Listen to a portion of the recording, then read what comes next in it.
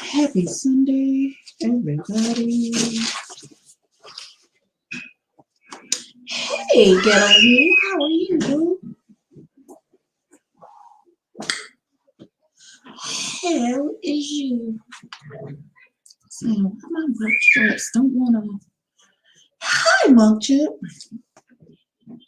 Is that a potato chip that just fell out of my bosom? Wow. One of those days, y'all. It is absolutely one of those days. So, hello, Coco Chanel. So, y'all, we're going to talk about the big lemon squeezed elephant in the room. Thank you. Thank you. I'll be on the fence. I was really on the fence today when I went to church and everybody was like, okay, First Lady. No, don't put that on me, Jesus. Listen, I'm too mean and to be anybody's First Lady.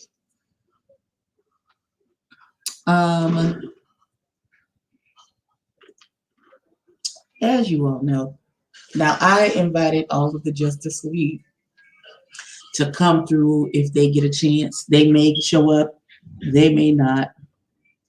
But I just felt it in my shanana that we needed to have a conversation about this Chasing Dallas episode that just aired this past Thursday. And the varying opinions on what happens. I've heard some people call it a Reese hate train. I've heard other people. Now it's unanimous that he got ate up on that episode. However, hey Amber, he worked your nerves? Oh my God. Oh my God. Why did he work your nerves, Ghetto Me? Why did he work your nerves? Like, I felt like he was really passive aggressive. Can I be just a tiny bit honest? As a Scorpio, when you feel attacked, let me know when you're ready. Okay, cool. I'm good, Amber. How are you? Hello, friend. Hey, boo. You see him as a person, as a Scorpio. When I feel like I'm under attack, I go very stonewall, after a while, everything is, I'm not going to give you anything. No, you're my. After a while, everything is. Sorry. No problem. My facial expression is going to be blank. After a while, I am not going to engage in the argument with you. I'm just going to start agreeing to everything that is you say. Because I like, especially if I feel like it's not valid and I feel like I'm under attack from multiple areas, I will shut down completely, and then I'll just agree with. That's my ex-husband used to hate that, especially because he was a narcissist and he likes to, and everything he said I agreed with, just so you'll shut up and leave me alone. So. What were they saying? What they were saying was true about Reese, though, and I love Reese. Well, yeah. Hey, Ghetto View. Hey, everybody. What's up, Monk Chip? Hey, Ghetto View. How you guys?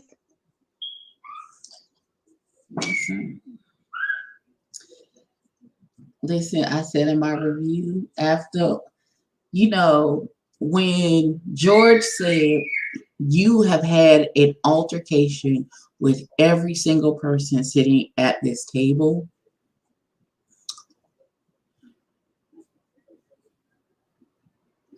after a while, everybody can't be wrong. You can't be the only one right and everybody else is wrong. If you are forever getting in altercations with people, you are the common denominator in this whole situation, love. And at that point, hey Chantel, eventually you have to stop and take stock of what is going on with you, where you are having all of these confrontations and issues with everybody that you have come in contact with. Now, I'm not saying that you're wrong in every situation that you've had with all of the people. Because like I said, a broken clock is right twice a day. But everybody cannot be wrong. It can't always be somebody else's fault why you've had issues with every single person. We see really be with that red clip.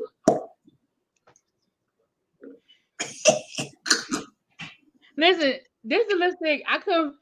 You know how you pick up a purse? Well, okay, I have a lot of purses. So the Yes. person I do, the person I used last night, I was like, oh, that's what this lipstick was. So, you know, I don't do red that much, but this is my red from Juvia's place, honey. Chanel. Yes, ma'am. So, first of all, ma'am, did you enjoy the episode?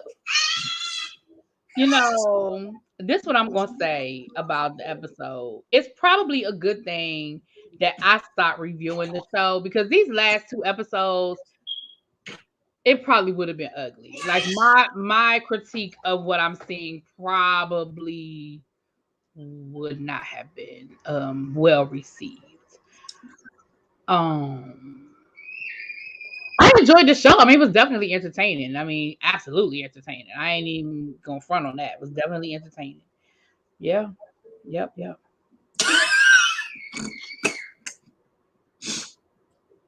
Reese really just wants all the praise and none of the criticism. He even came at me calling me a liar and weird.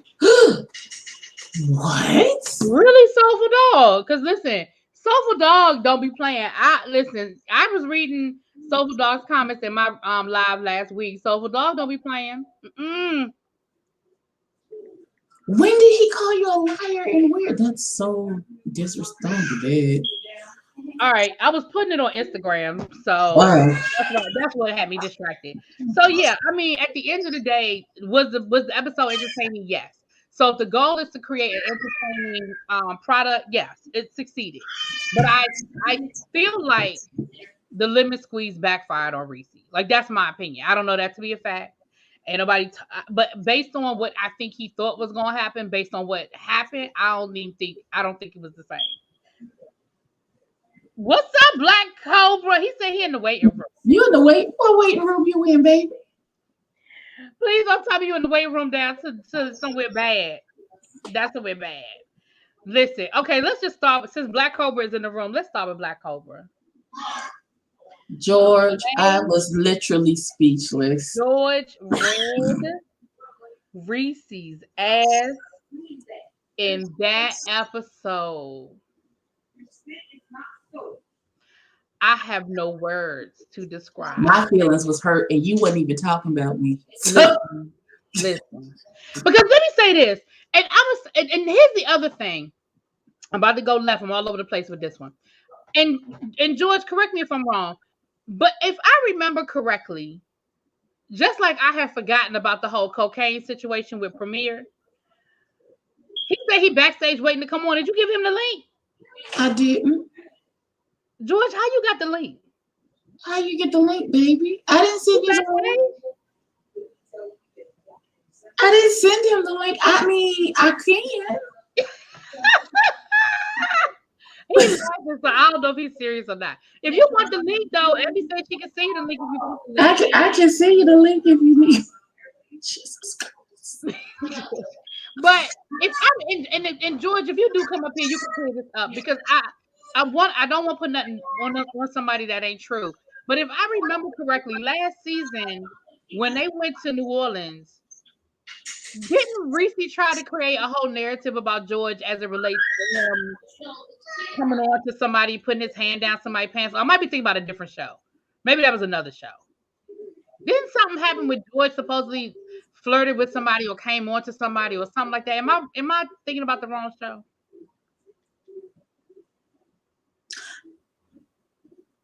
Maybe I'm thinking about a different show. Let me not say that because I think I might be thinking about the wrong show now. Now that I think about it, I think I'm talking about Hot Boys in Houston. I don't think I'm talking about them. I think I'm talking about Hot Boys in Houston. Then they have a whole situation. No, George said I'm right. He said I'm right. So there was I don't remember all the details, but remember when they were in Louisiana, allegedly something had went down with George and Reese was insinuating. No, with George and Big Body Beans. That's who it was. Big Body Womack. That's who it was. Okay, I Joe know I'm not said that crazy. George tried to show him his peen, or he tried to. It was okay. All right, I ain't crazy. People in the comments are telling me that I'm right. Okay, so I put that in the same category as I put that premiere situation. There's one thing to say we throwing shade, we're being shady, we're gonna go back and forth. But there's some things that I think take it a step too far. And for you not to understand why people hold on to these things and why people have an issue with you, I just think it's disingenuous and it's crazy for you to act like you didn't just go on national TV and accuse this man of being on drugs. Like, I don't think that it's outside the realm of not gonna say reality, but outside of the realm of what people will and will not forgive easily, especially if there's not an honest conversation to be had. Now, it's one thing if you say, well, I said it, but it was all a joking, and we sit down and we clear it up. And you know me, I'm a firm believer of you need to clear something up the same. You need to apologize in the same way you disrespected me. So we're not going to have a conversation in private where you admit that you lied on me and you made this whole story up. But publicly, people like myself who watch the show still don't know what had happened. You see what I'm saying? Mm-hmm.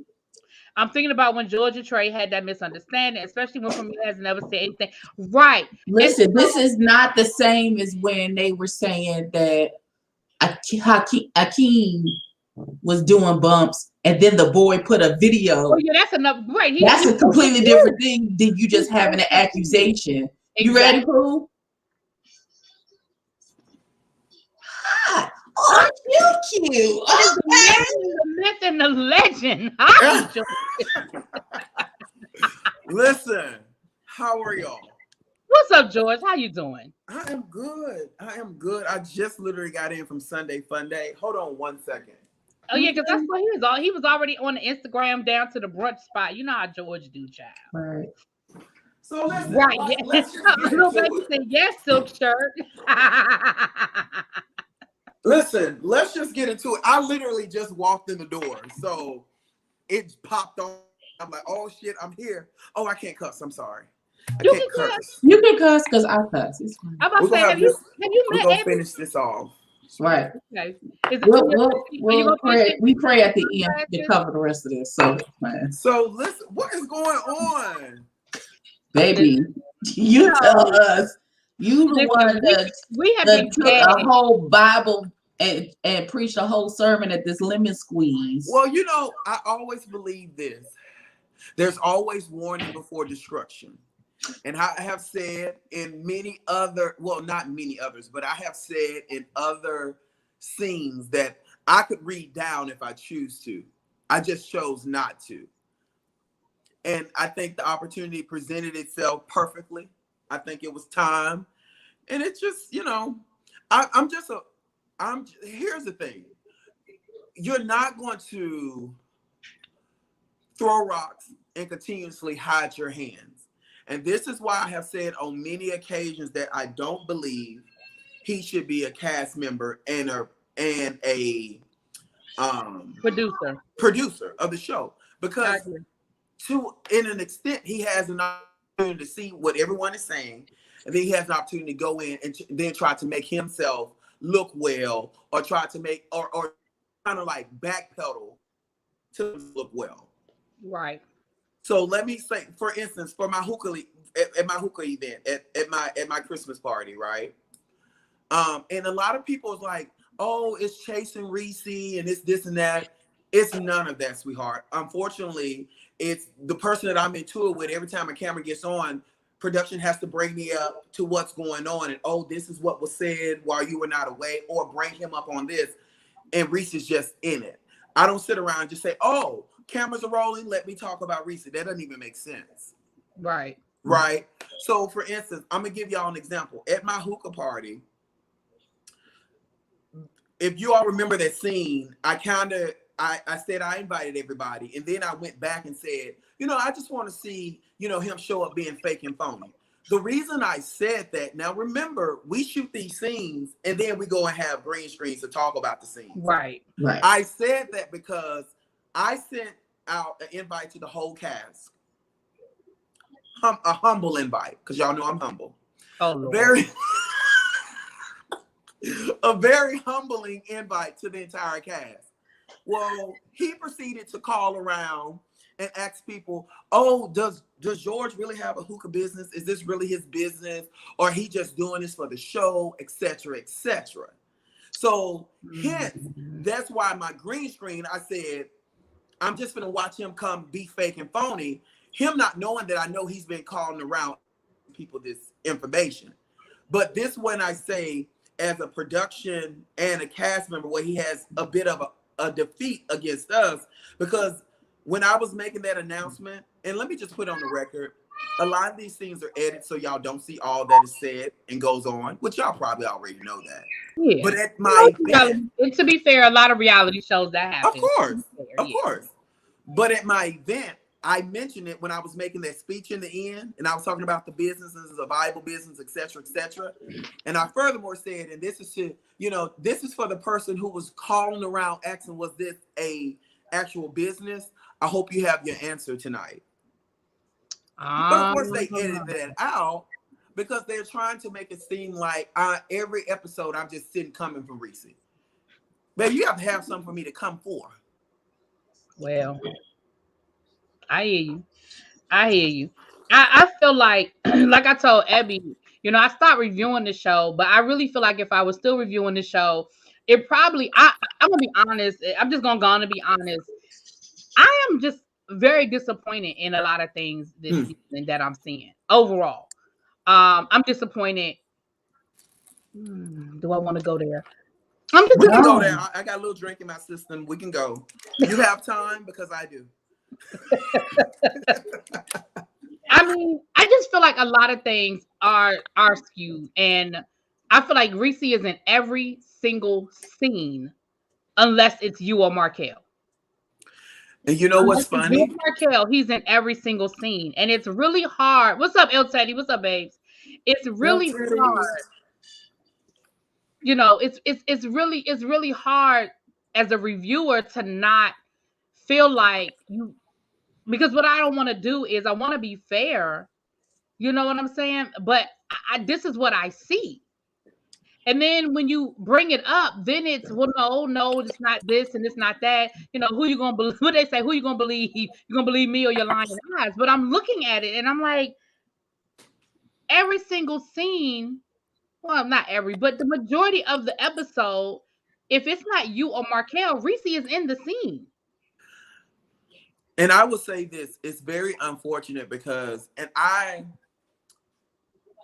take full responsibility. I have seen, and you all will see throughout the season, where there's going to be some not so pleasant interactions where other cast members have been friends to other cast members, and the EP has treated that particular cast member kind of like shit because they're now friends, or they're now working, or they're now doing things with other cast members.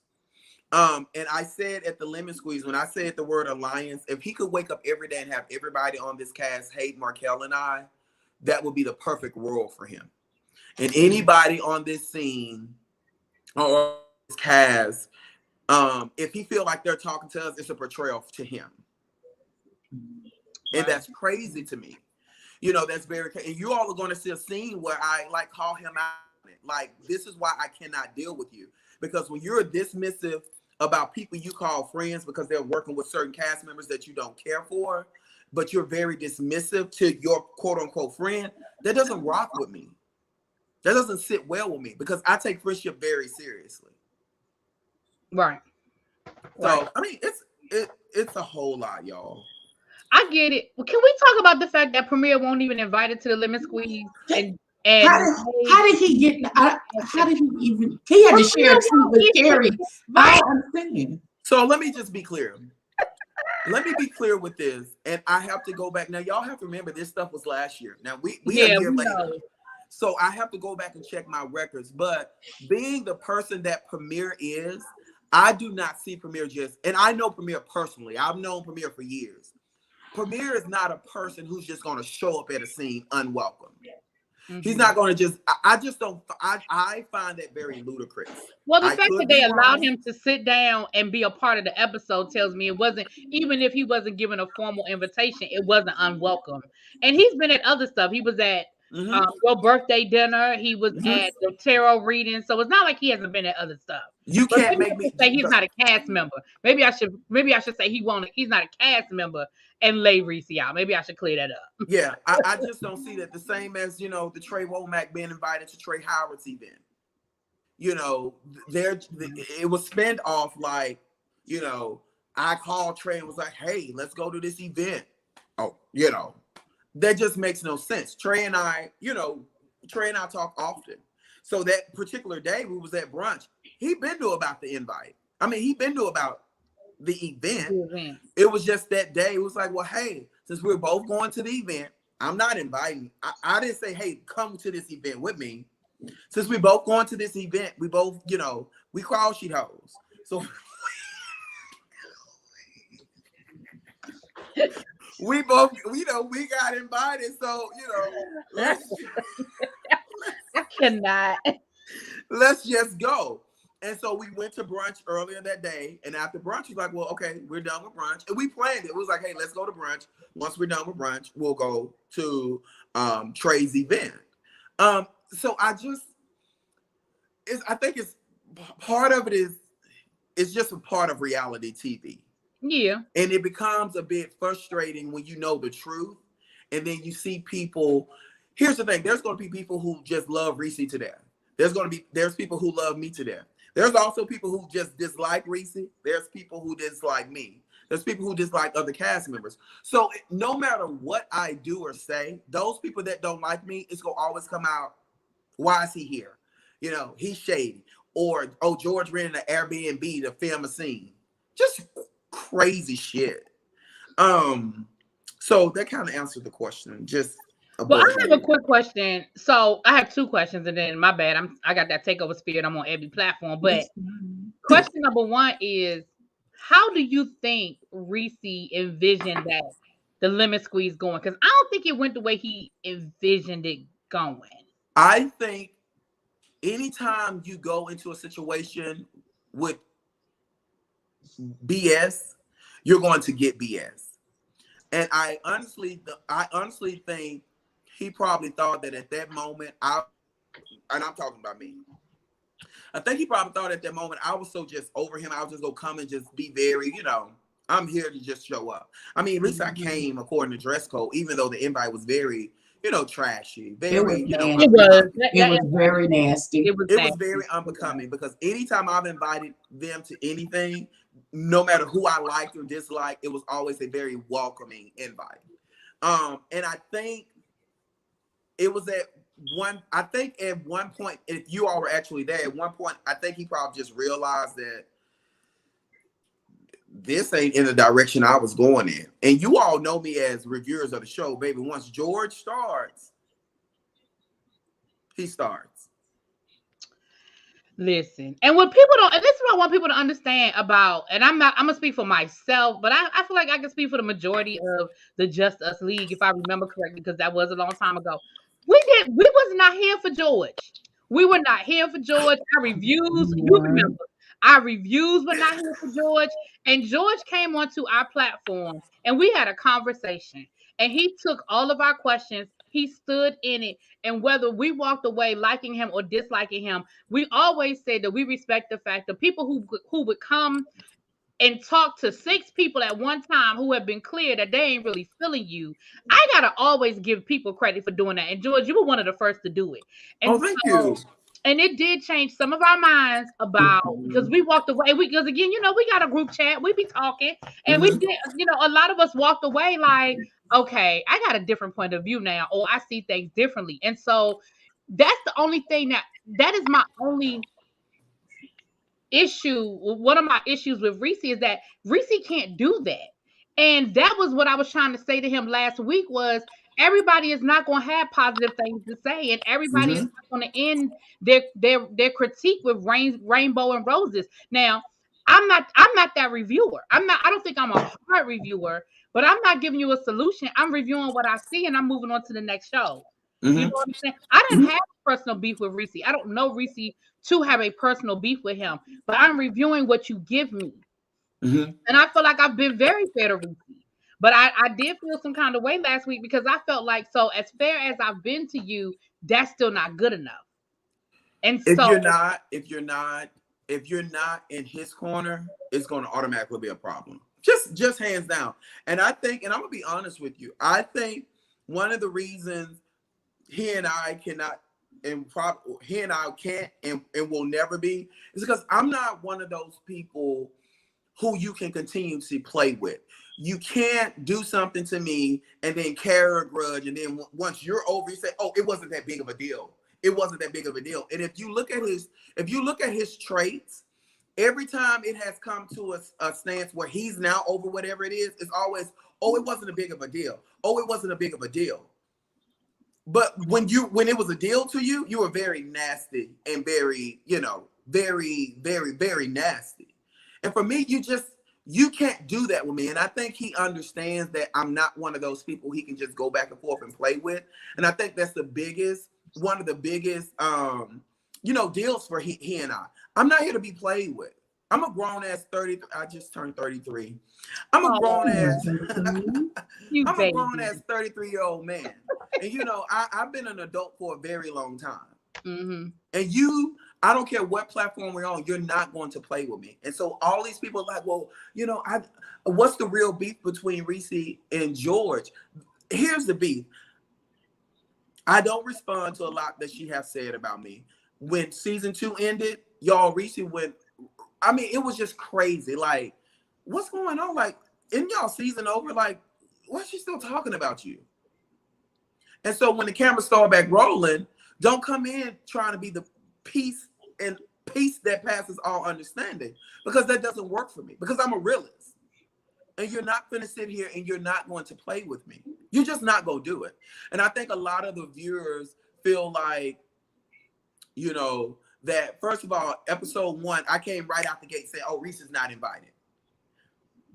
You did. But it's your birthday and it's okay if he's not invited. Absolutely, you did. You were like, and everybody except for. Listen, we had filmed 1,000 scenes before that actual scene. So it goes back to, I really wish they would. And it's reality TV, it's entertainment, and I don't take this serious. And that's why you all may have noticed, like even last year, I just moved very differently. I have a legitimate corporate career. So I'm not, I don't depend on chasing reality to feel like I'm somebody. I honestly, truly don't. So even last year, even when I did interviews last year, I just moved different. Like, I'm not here for all this. Like, I'm gonna make a joke of a lot of the stuff, like ha ha he he. But you cannot go on any of my timeline and see where I've trash boxed any of these cast members. I just don't do that. Right, that's true. I'm gonna be quiet so other people can talk. Hey, YB. Hey, boo. Hey, everybody. How y'all doing? Good. How are you? Child, I just YB. just rolled my ass up over the bed. What's up? Listen, What's up, George? I mind my business, but when somebody sends me a clip during my work hours and I have to close my door to listen to, I was at my desk like this. What are we talking about? What I did now, child? You know, they blaming me for everything these days, child. Listen, Listen, you I don't gave me know. pure entertainment, and I, for the first time in my life, I probably walked away feeling like kind of bad, like kind of bad for the person. Like, damn. Oh, So we done lost. That was by accident. That was, my boob some hit the space bar. My space. Oh, okay. Your boob hit the space bar. Wow. Okay. I So don't know let what me you let me doing. understand this. So I know Evie is still reviewing, but are the rest of y'all are completely done not reviewing at this moment? Scotty's still doing it. I think Scotty's just behind on his reviews, but Scotty is still reviewing it, and Cast Me Out is still reviewing it. Okay, I'm I still watched Cast reviewing Me it. Out. I'm just late on Which this one is past Scott? one. Which one is Scott? Scotty, he's the one that got the commercial during the show. Oh Scotty yeah, got he doesn't see it for me. Yeah, he don't. So, for all intents and purposes, yes. Yeah, He doesn't see it for me, and last episode I was like, oh, and that's okay though, you know. And for me, I consider I can kiki at it. Right. These people only really know me, and I'm talking about me. They only know me probably for an entire episode 5 hours. We gonna add up all my time. We gonna say 5 hours total for the whole season. Well, I wanted to say this, you know, since y'all were talking about that. You know, I have some thoughts. I haven't done my review yet. I will be finishing out the season, but my review is just a little late. I've been busy as hell. But I do want to say this though. Again, kind of bring balance. You know, from optics of everything, like if people didn't know what was going on, if they didn't follow the show, they would automatically just assume that was an assault, that was an attack on Reese, right? And I did feel bad because I'm just like, oh wow, like no one is standing up. But Trey Howard said something that was very important. Trey Howard said, "Oh, hold on, he coming back." He coming back. I think he can hear you though. Okay, so Trey Howard said something very important when he did his interview with TTB. He said that even though him and Reese are currently cool, he himself had to admit that at one point or another. Now, this ain't verbatim. This is me just, you know, gather what I took from the conversation, saying that everyone at some point, especially him, has experienced exactly what you guys have experienced. So that's why he felt like no one really stood up and said anything, and more specifically himself. And me being an avid viewer of the show, reviewer, having opportunities to interview everybody, going back to the retreat. And Risa G also openly admitted that since all of these people are saying these things about me, let me do the retreat so that I can do some reflection to see if maybe there is something there. So the fact that things hit you so hard to the point where you had to now do that self-reflection to see if that was a problem and you admitted it. Could it indeed be true that you, Premier, and Markel have valid points in what it is that you guys were saying? And real friends that have experienced something that all of you claim to experience from Reese, you spoke with a certain type of passion because that hurt you. So another reason I believe it adds validity to where you guys were coming from, because that was some emotion. For you specifically, George, to carry on, and you can really, you're like me. I will act like you don't exist anymore. I'm like Mariah to the bullshit, honey. I don't hear you. I don't see you, bitch. You don't exist. I don't know her. So for you to actually take time out of your day to go to the Lemon Squeeze, whether it was required for filming or not, to give the passion that you gave, along with Premier's passion, I have no choice but to believe that y'all are right in the way that you think and in the experience you claim to have had. Let me go ahead. Let me say this. I met Reese. Well, Reese kind of met me. Literally right when she moved here. And in fact, I'm gonna give you the story. Y'all long-winded, so pull me in. Okay. We at the bar. Reese literally walks up to me and she's like, "Oh my God, you're so handsome, blah, blah, blah. Like, I've watched you." And I thought, well, that's kind of weird. She's like, "I watched you and all these people keep coming up. I said to myself, I got to know who this guy is." That's literally how we met. Move on further along down the line. When Premier said we have been in environments where we defended her name or defended his name when he wasn't present, that's 100% factual facts. We all have done that. And so I don't know if y'all caught that when I said what changed he and I said this show. That's a factual fact. We've never been like the closest friends. But when he moved here, you know, we met and we developed a acquaintance type thing. exactly. And so I've been in situations where I'm like, well, no, you just really have to get to know him. He, you know, he's a real nice guy, blah, blah, blah, blah, blah, blah. But then this come along and it's like, you just want to drag me at any opportunity that you have. That doesn't work for me. And so some of it is part of, excuse my French, but bitch, you know how many times George, I have defended your name.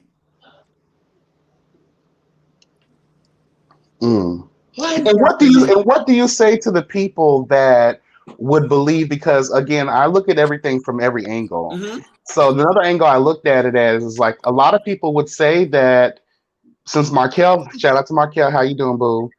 Since Hey, Markel wasn't saying much, they felt like maybe you and Premier were his guard dogs and being his mouthpiece. We But were I not look his at guard dog or his mouthpiece. Let me say this, and Markel is here, he can speak for this. And I said this at the table. I have listened to Markel talk about his suffering of his relationship with Reese for a while. And I've always supported that, hey, if it's meant to be, and if you want to put in the work and make the relationship work, then make it work. But if you're not receiving that from the same end, then there comes a point where you have to say, okay, enough is enough. But to that same point, Markel has, and even that night, Markel had a lot of valid receipts that he could have laid out on that ass. But he chose not to do it because in some sort of a way, Markel still wanted to mend the relationship with Reese. And so he was very cognizant on how he moved and what he said. Me, on the other end, I was already pissed off because I had already started hearing the stuff and people sending me clips of her on live and what she had been saying. So for me, I was already ready to go. Markel was still being more reserved. And a piece of that scene that they edited out is when Reese G said to Markel, I know you think your show may have done well season 1, but it did not. And if y'all would have seen that scene, y'all would have saw I like went left. Let me tell you what you're not going to do.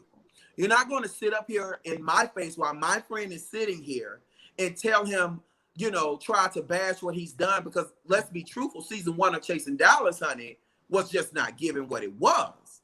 So even if it was not that, been in that same situation. So you want to sit back and humble yourself. But of course they edited that piece. But again, they're wanting to make her look like she's the angel and we all sitting around coming for her. Markel, do you want to add into that? Well, another reason why I decided, well, actually, I actually came with a whole lot to say, because if you watch that little scene, I walk in with my book bag on because I had receipts. And George, I had you print them out, remember? Not receipts in the book bag. I had receipts of every single You had a whole binder. Child, so does this predate? This is analog, honey. This predates digital. Well, no, because I wanted every cast member to have a copy of the receipt. Oh wow! And I printed them out in color, so see, that's passion. Ink is not cheap, bitch. That's passion. Coordinated. You didn't have it color coordinated. But as we were going through it and listening to everybody, I just kind of sat there and was just like, I'm not even going to waste my time. Why? For a year and a half, I have been arguing, trying to give my discernment of my truth, but nobody is going to believe it. I have come to realize that when you're watching any type of reality show, you're going to have your favorites. And no matter if they shoot and murder somebody, you're just going to be team them. It just doesn't matter. So at that point, I'm just like, let me just not even say what needs to be said. And then there was a moment right after the phone call where I was like, fuck it. Let me just say what I need to say. And when I was about to tell the truth, that's when he said, cut the cameras, cut the cameras, cut the cameras. Is this the angle you want to go? Is this the angle you want to go? But y'all as viewers, y'all didn't see that. At that moment, I was just No, we like, you did know what? No one's going to see the truth. So let me just keep my mouth closed. And I'm just Well, like, let let me me just. tell you though, the truth was revealed when he thought Andario was the receipt. Listen, and I was trying to figure out why nobody harped on that because he called Andario like that was going to clear everything up, and Dario was like, "I didn't say that." But I And Well, they think did. he tried Once. to change the conversation and say, "Well, I was talking about season 2." No, that's not what you said. The conversation was about the creation of the show overall. Right. So obviously, we're talking about season one, and even before that, the conversation of season one. Once So that phone call happened, I think it everybody just was set just in with like, everybody, and everybody was everybody kind was of just mm, set in shocked. They was silence. just like, Like, wait a minute. I was sent, honey. I said, "Girl, hit the Everybody floor." was Waiting shocked. for somebody to be like, because what I wait was, and again, I know it wasn't, but what I was waiting for is for somebody to be like, Hey, Monk Chip. okay, Reese, so that ain't what he just said. Like, I feel like nobody, it at least the way it was edited, it looked like y'all let him off the hook. When I say y'all, I mean collectively. After Well, I would. Antonio was like, no, that's not what happened. That's not what I said. I just feel like, okay, then we just let him off the hook. Well, I was still kind of confused because because mind you, this is the only scene I watched per this season, but there was a part right yeah, after baby, that because girl, she ain't even in the show. I'm not even watching it. She ain't even in the show. George She got to at call home. me and give me the clip notes because I'm not watching it. There's a part right after the phone call where I think Reese say something. He was like, "Well, the issue between you and I is not even a show." Well, why the fuck have we been arguing about the show since day one? True. If That that's is not true. the issue, if that's not the issue, and that's what I brought up at the very beginning, I said, no, I want you to go first because I don't know what the issue is. Every time there's an issue with you, you never say, hey, Markel, this is the real issue, blah, blah, blah, blah, blah, blah, blah. Give me a moment. That's why at the reunion, I was just like, I don't know. He needs to speak. Do I don't you know what the think? issue is. Do you think that Reese just maybe becomes too attached to people, places, and things, and doesn't know how to just step away? Because I really feel like there's a battle, and I don't care what she says, honey, because we done interview her, we done talked to her so many times before, and I do like Reese. Trust me, I do. But I always have to call things out as I also see them, and I see like you don't know you're struggling with cast member producer. We're here at that conversation yet again. And if it wasn't something that we all thought was possible, that is a thing, we wouldn't have dragged this conversation on about the difference between cast member and EP for what, almost 2 years now? We didn't mind it season one, but come season two, it's like, okay, every scene, it's all you. Well, I'll be honest. Throughout, and George can attest to this. Oh, I and I'm guess. sorry. And because of y'all's friendship going the way that it did, I think that also added another layer of like not being able to disattach himself from leaving the show too. Because if you hear him perfectly, he said he puts your friendship synonymous with working together. Well, He okay, did that saying, "Oh, I thought we were working on our friendship, but no, you're talking about business." so I will say this, and George can attest to this. After the reunion, and then up until probably after the lemon squeeze, from that year moment, I really struggle with figuring out what is the issue here. Like, I want to mend fences. Like, I don't know what the problem is. I'm like, I'm not that motherfucking problematic. I can have Mm. a little jab of fighting this here and there. But I'm like, am I missing something here? And I tried in my own way, and it just didn't work out. And to answer your question, YB, about struggling between the two, like you said, I think that everyone sees that there is a moment where he thinks he can separate the two, and I think that he thinks he's doing a great job separating the two, but at the end of the day, it's just not happening. But everybody Mm. keeps telling him he's not. Like everybody's not Right. lying to you, Reese. Again, I don't have no personal beef with Reese, but everybody's not lying to you. The reviewers have said it, other cast members have said it. People have said you need to choose one. Pick a lane and choose one. And what I find interesting is People criticized Q last year for that one scene in the first episode of his show where he had the power of three and he was running down the beach. They turned that shit into that Q was, trying to take over his whole show. And I'm like, but wait a minute, he was in one scene. Yep. And wasn't even a scene. It was like 5 minutes. Yep. He was using that scene to introduce the people on the show. It was a whole moment. And listen, spinoffs do it all the time. Married to Medicine has done it. The Real Housewives have done it. Other TV shows, when there's a spinoff, they have you gotta bridge the gap to make it make sense. They always do it. So I never understood why certain people, I ain't gonna go down that road because that's gonna be another conversation, turn that into such a huge situation, but yet Reese is in damn near every scene on every episode, and nobody has a problem with it. And I think what I feel like hey Trey, what I feel is which Trey is in the building? Trey Howard. And to Trey Howard, I got two things to say. And to what you just said, I think a lot of people are really starting to understand that, you know what, y'all are not y'all really not just on her for no reason. It's y'all clapbacks. Y'all clapping back on stuff that this person is doing and it's not being shown. And it's unfair to us, right? Because it kind of makes it seem like we just waking up saying, oh, let's do this, let's do this, let's do this.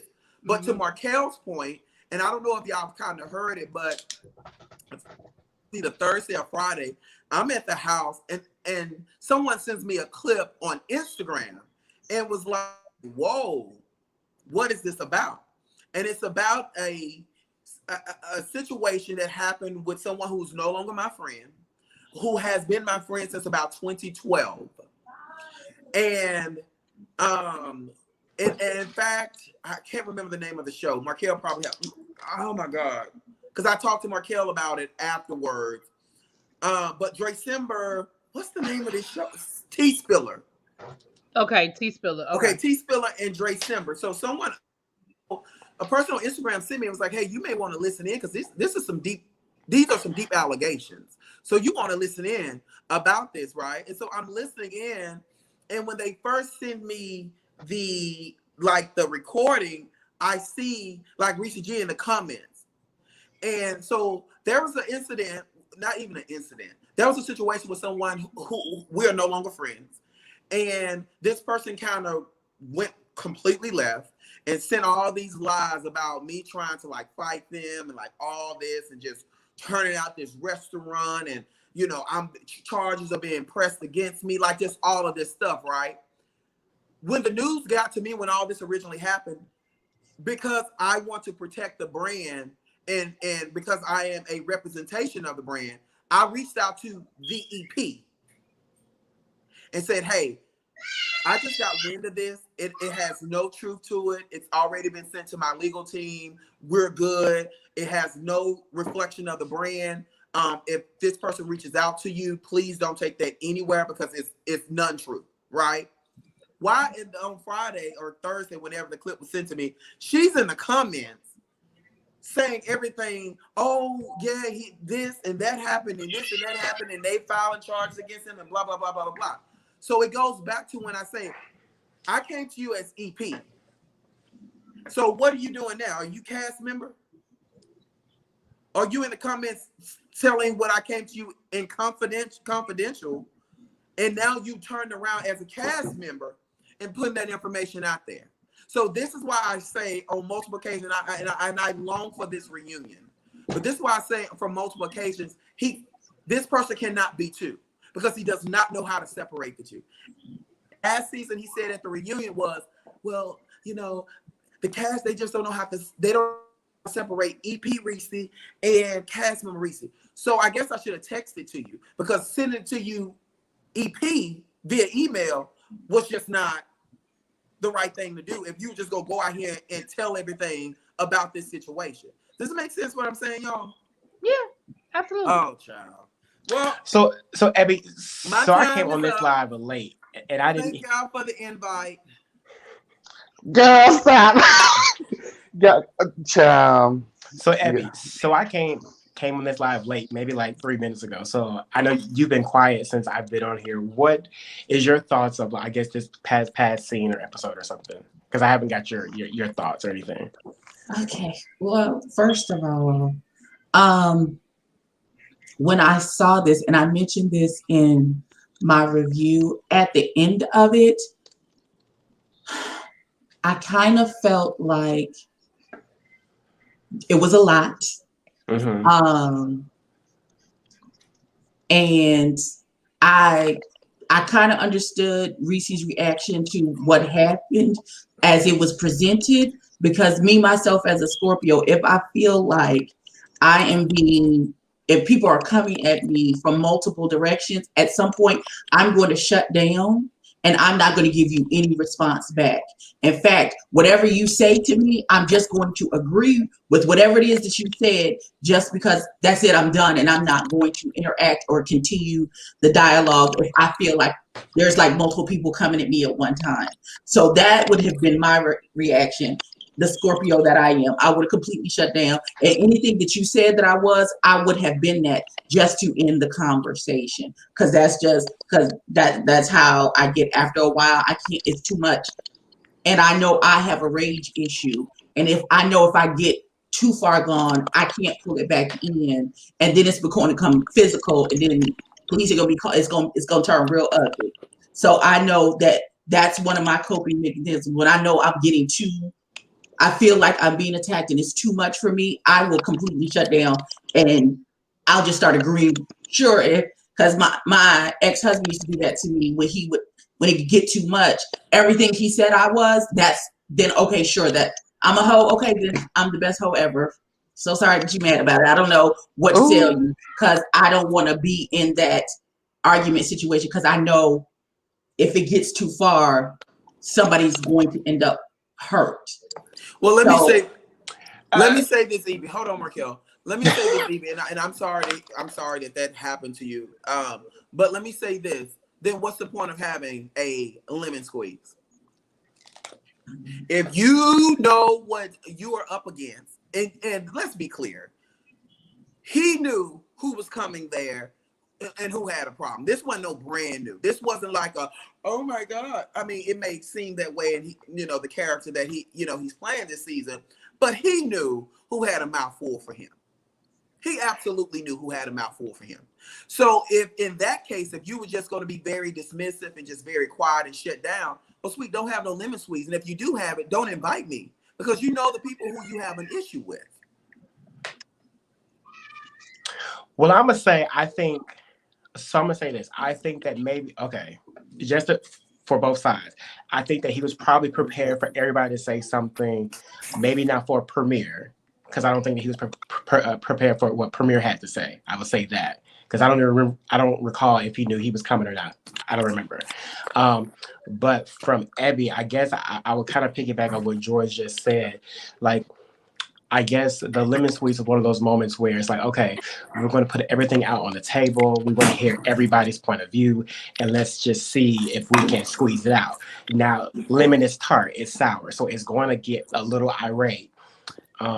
But even myself, I was a little surprised that it wasn't a lot of combativeness on the other side, because in other instances,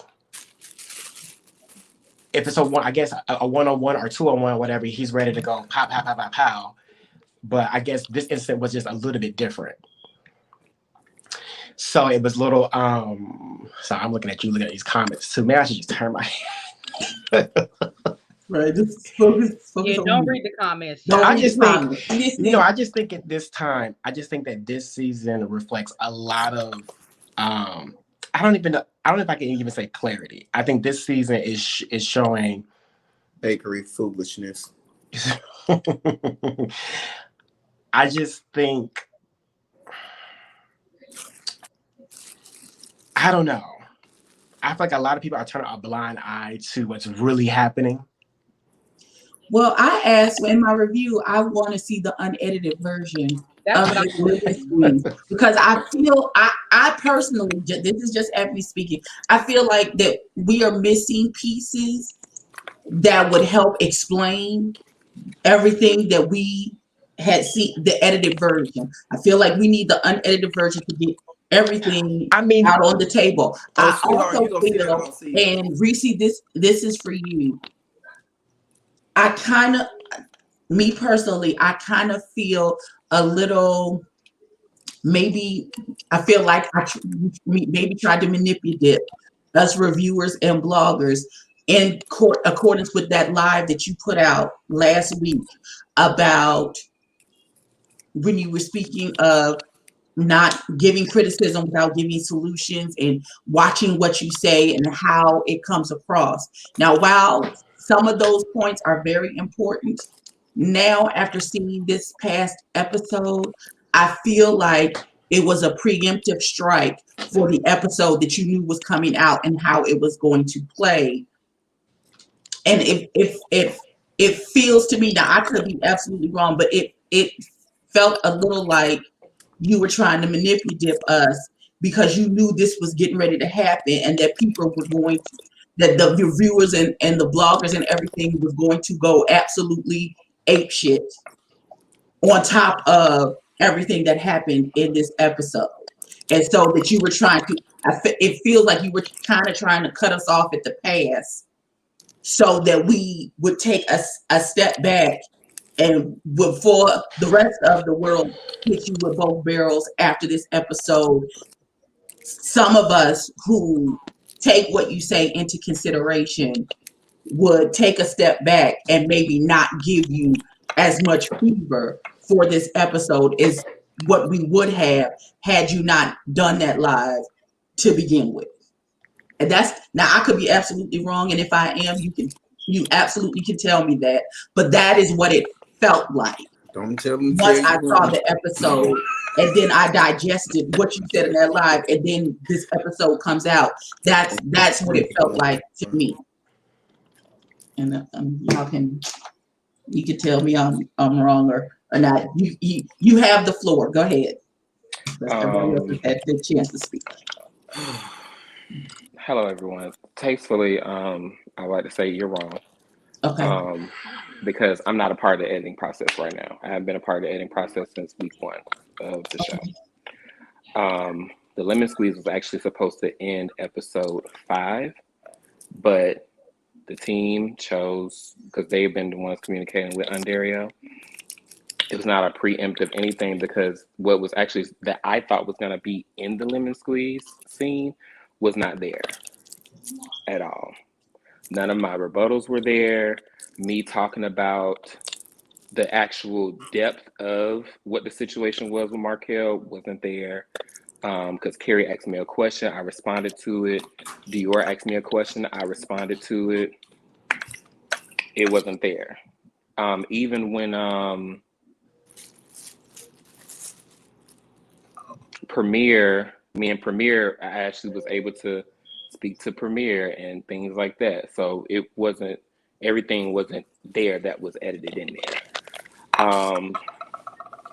Yeah, so just to speak to that. And then to speak on what George was talking about, all y'all should have those screenshots, right? That I just sent. As far as the situation that he's going through, handling, whatever. The email that he sent to me, I responded to that. If y'all would like that, I can send that too. Why the But hell you that sending same me? screenshot was sent. The screenshot of the conversation that I just sent y'all that I had with T Spiller, he sent me that, and y'all see my response. Even though I had already known about the George situation because he had emailed me about it. Now, from the moment that he emailed me about that situation, I went, I gathered, and I put everything to the side. And I never said anything about it. The messages that were sent to T Spiller, I don't know where he got those from. He said it was from that woman. So when I was in the comments speaking how I was speaking, never said his name, they said his name. I don't really care to try and clean up or defend George. I'm not going to do it just because of the things that he has said since doing Greens and all of these different things. So as it pertains to him in that situation, that's a situation I can laugh at.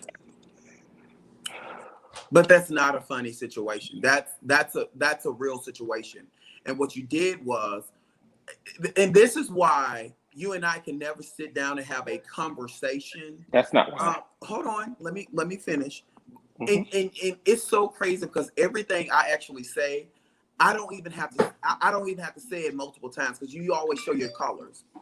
Because you're EP, what you did was, versus you seeing it and whoever sent them the messages, because I sent that to you as an EP, not as a cast member, you could have just said, oh, okay, cool, whatever, blah, blah, blah, and moved on about your way. But instead, you continually played in the comments, in the DM. You kept it going. And so you have to understand, Reese, and I think this is where it doesn't connect mentally with you. The position that you hold, and when you say things, people listen, people hear, and people see. So for me seeing that and me coming to you as an EP and knowing how this matter is, although it's a total lie, 150%, instead of you killing it, you continue to carry it. So you have to understand, yeah, you carried it. I have the screenshot of you carrying it. So you have to understand. And then I think on the live, right? Around the You talking about the live? Another woman. You talking about the live? Another person. Do y'all feel comfortable enough to talk about what the situation is? That way everyone can have some clarity. I can talk about the situation very clear. So there's a person that I have been friends with since 2012, since I moved here to Dallas. And all time, and let me be very clear when I say this. We were in a group of 4 people. And so this person and I, and in fact, I actually have videos of us out, her calling me names and all of this other stuff. And we have one of those joking type of relationships. This particular night, we were out at a hookah bar here in Dallas. Y'all know I love a hookah. We was out at a hookah bar here in Dallas, and apparently the shade got too deep for her. So then she created this whole lie about me saying that I was going to, in other words, assault a woman. What I find so amusing about that is if I insulted someone in a public space, don't you think the police would have been called? Don't you think I would have been put out the restaurant? Don't you think that would have made headlines? That would have been in blogs? Because I'm known here in Dallas. Don't you think that would have been in the blogs all up and through DFW? It was not. So what happened was this person reached out to someone else here in the community, and that person posts on their storyline what that person sent to them. I don't follow this person, but because I'm known, people follow this person. So the person, someone that I know, well, a couple people I knew, and I never forget, it was on a Friday, reached out to me and was like, what is this about? And I was like, whoa, whoa, whoa. So immediately, because I have to protect who I am and I have to protect my name. So immediately I called my attorneys. We talked about it. I told them absolutely everything that happened. They called the restaurant. Do y'all have surveillance cameras? Did y'all have to call the police? Was there an insult situation? And the restaurant is like, we have absolutely no idea of what you're talking about. There's nothing of that happened here. We actually shared a table. The table's for 8. It was 4 of us and 4 other people. We were elbow to elbow. They pulled the time frame. The restaurant's like, we have nothing of this. So I then reached out to that person who put it on their storyline or on their page. And I say, listen, this has no truth to it. This has become a legal matter. Because that's a serious allegation, especially an assault to a woman. That's a very serious allegation. And I said, I'm going to let you know now, and you can do what you want to do, but you may want to delete it because I have my legal team involved and I don't want to have you in this. The person responded and said, listen, I don't know what's going on. I don't want to be in this. And y'all need to, I'm not a lot of other stuff. And I just responded to that person. And I said, hey, do what you want to do. And I appreciate it. Whatever you decide to do, I appreciate it. But just know. I then reached out to my EP with those same messages. And I said, hey, just letting you know, because I'm a face of Chasing Dallas. I'm a face of a brand that's well known. So the right thing was to do, because I'm business minded, was to reach out to my EP. And I did that. And I said, this has no truth to it. And her response to me was, hey, this is the first time I'm hearing about this. I haven't heard about it. And, you know, if it comes to us, it won't be on the show, et cetera, et cetera. And I said, okay, hands wash, move on. This happened 3 or 4 months ago. June. What she did was, the other day when someone's online, was she went in the comments and carried October. it. Oh, by the way, their press is charged. Like, just all this other stuff. So now I'm looking at him already. I came to you in private as an equal to protect this brand. And then you go on somebody else live in the comments and carry the BS. But then, this is why I say throwing the rock and hiding your hands, and then getting on a platform as such as this and acting like, oh, I don't know him well enough. I don't care about him well enough to defend it. You didn't have to defend it, but you also didn't have to play in the comments, because I came to you as an EP. And this is why I said, you're not going to play with me. You're not going to play with me. You're not going to play on my mans. You're not going to do that. And this is why he and I will never have a friendship. Never have any type of relationship, because he doesn't understand. And do y'all feel like I'm wrong? Not you, Reese, but to the other people. I'm not talking to you. Story, to the panel. Is there a response that you guys would like for me to give? I mean, honestly, speak on it, child, because I'm interested to see like your take on it, because there's a lot of. She already said she didn't care enough to defend me, so she already made that clear. Well, my question is, it's not even about defending. My question is, because I wasn't there, I don't know. I mean, what you said, you didn't say that in the comments. So what did you say in the comments? I guess will be my question. So what I said in the comments on T Spiller and Dre Simbers Live was, when they brought it up, because the information was sent to T Spiller from that woman. When T Spiller asked me about it, I paid it. Okay. That was in September. Right. I got that. I'm talking about. And then I gotta lay it out. Okay. Sorry. No problem. And then George sent the email that he sent in June 25th. He expressed what he said. I responded, and that was that. That doesn't when how did I send your email in June about it, and T Spiller talked about it in September? September, as in September 2021. You sent the email on June 25th of this year. Reese, I have to go back and look at my. I have it here. Dates, but I sent you the email right I can forward this. Happened, but okay. We want to get to the point of what he said in the comments, so keep going. I gotta do. I just want, because the date.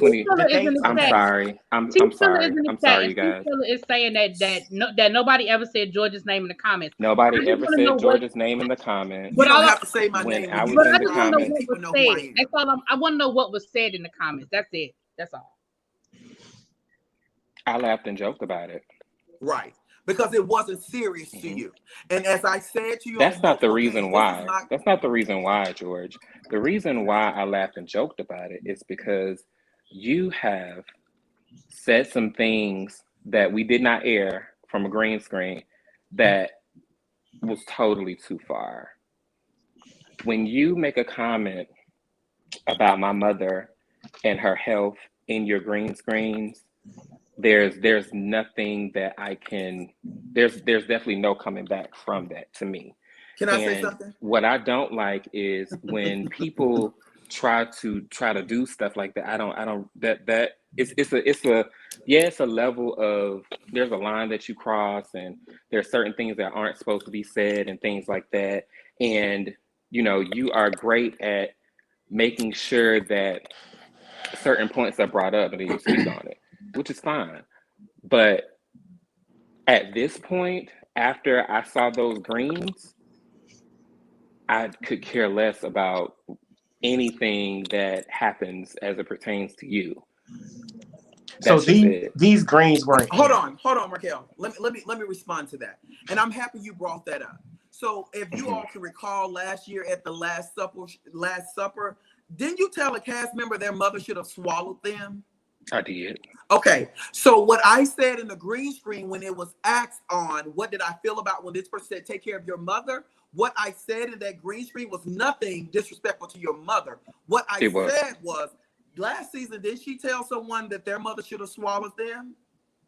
So I have nothing to say. And what did you say after that? Karma is karma. I said nothing negative about you. I don't even know your mother. I don't even know your mother's situation. So when you said karma is karma, what did you mean by that? Because you said last season that someone else's mother should have swallowed them. So you can't, and this is what I'm talking about. You can't throw a rock and hide your hand. Okay, that's not throwing a rock and hiding the hand. So we are a year and a half, almost 2 years later. And the respect that I had for your mom when we went and filmed. You don't know my mother. The respect that I don't know her, but I have respect for her. I don't know her, but I had respect for her while I was in her presence and we were filming that scene. I had respect for your moment at the gravesite with your father. Okay, so what you chose to do in that moment in that green screen was unnecessary and uncalled for. But it was okay when you said. I mean, I know that. Excuse me. I'm speaking to you about the situation with that. You're going in circles. So either way it goes, there are things that have been said to people, and that was a friend of mine. Yeah, and I was mad at that moment because of the things that he did. I've since then apologized for saying that. But the point of the matter is that you make a conscious decision to say something like that in a green screen that was just unnecessary. Well, so when somebody is talking about you and all of that, it's a green screen. And then even that day at your ugly sweater party, we didn't have any bad words for each other. We weren't back and forth. Nothing was said. The confrontation that happened, I did not start it. I said to you, and I think it aired, I said to you, I'm gonna respect your event. You said, thank you for respecting the event, but y'all need to take it over there.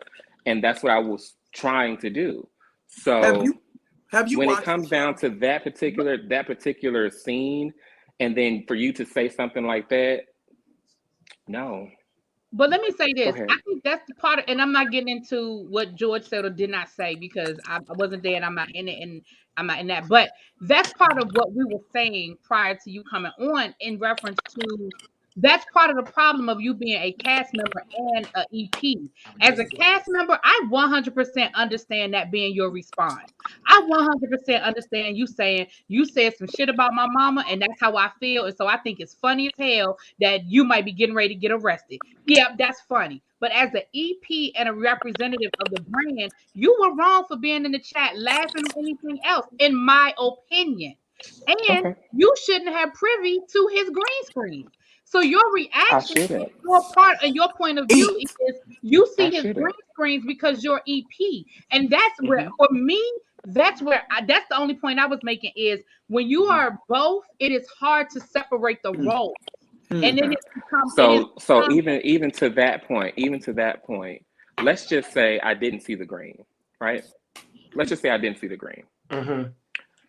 There have been other things that George has done off camera for me to feel the way I feel. As in, let's talk about it. Several occasions. Give me one. There's been conversations that you. Those don't even matter because what matters to him the most is about the whole mom comment. So all the other small shade doesn't even matter, right? I did not shade his mother. So it still goes back. Still goes back to being privy to the green screens. Okay, tell me. Hold on. George, the perception is reality, George. And if that's how he interpreted what you said, I'm not saying anybody's right or wrong. What I'm saying is, if that's how he interpreted, that's how he interpreted. So me saying that did last year he said someone else told another cast member their mother should have swallowed him. Well, karma is a bitch, isn't it? Where is the shade about your situation with your mother? You cannot say something to someone else, and then when it comes back to you, you want to act like the walls of Jericho coming down because you've already said it. I didn't. And let me bring up this. Dre Simmer brought up a fact that you told him, and he said this on the live again. You know, people know me, y'all, so they gonna send me lives when I'm being talked about. Or you watching? He told what Dre Simmer said in verbatim, or not. Dre Simmer said Reese called him and told him that I started a fight after Markel and Trey Howard's event. Now, I'm a grown ass man. I'm 30. At that time, I was 32 years old. I don't think you should bring this up. Oh, I'm gonna bring it up. And one of the production team members told me that if y'all not gonna fight, you just need to shut the fuck up. Those was his words exactly to me. And I had a response for him. And then Premier went off. Now Premier went off on what he had personally felt. That had nothing to do with me. And recently, are you watching this? Needed to reach out to me and say, well, you need to have a conversation with this production team member. And if you don't have a conversation with this member, then we're not going to have to, we won't be able to continue having you as a cast member on the show. And my response to him was, I'm a grown ass man. And I've been taking care of myself for a very long time. My own mother don't talk to me like that. So how do you think I'm going to let one of your production team members tell me to shut the fuck up and you think I won't have a response to that? So if that is what you feel that is the right thing to do, I'll leave the show.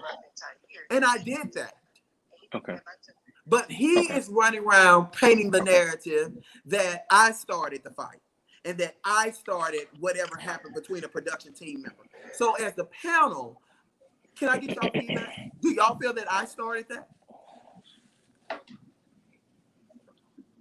Please. I want you honest. I wasn't. This is so entertaining.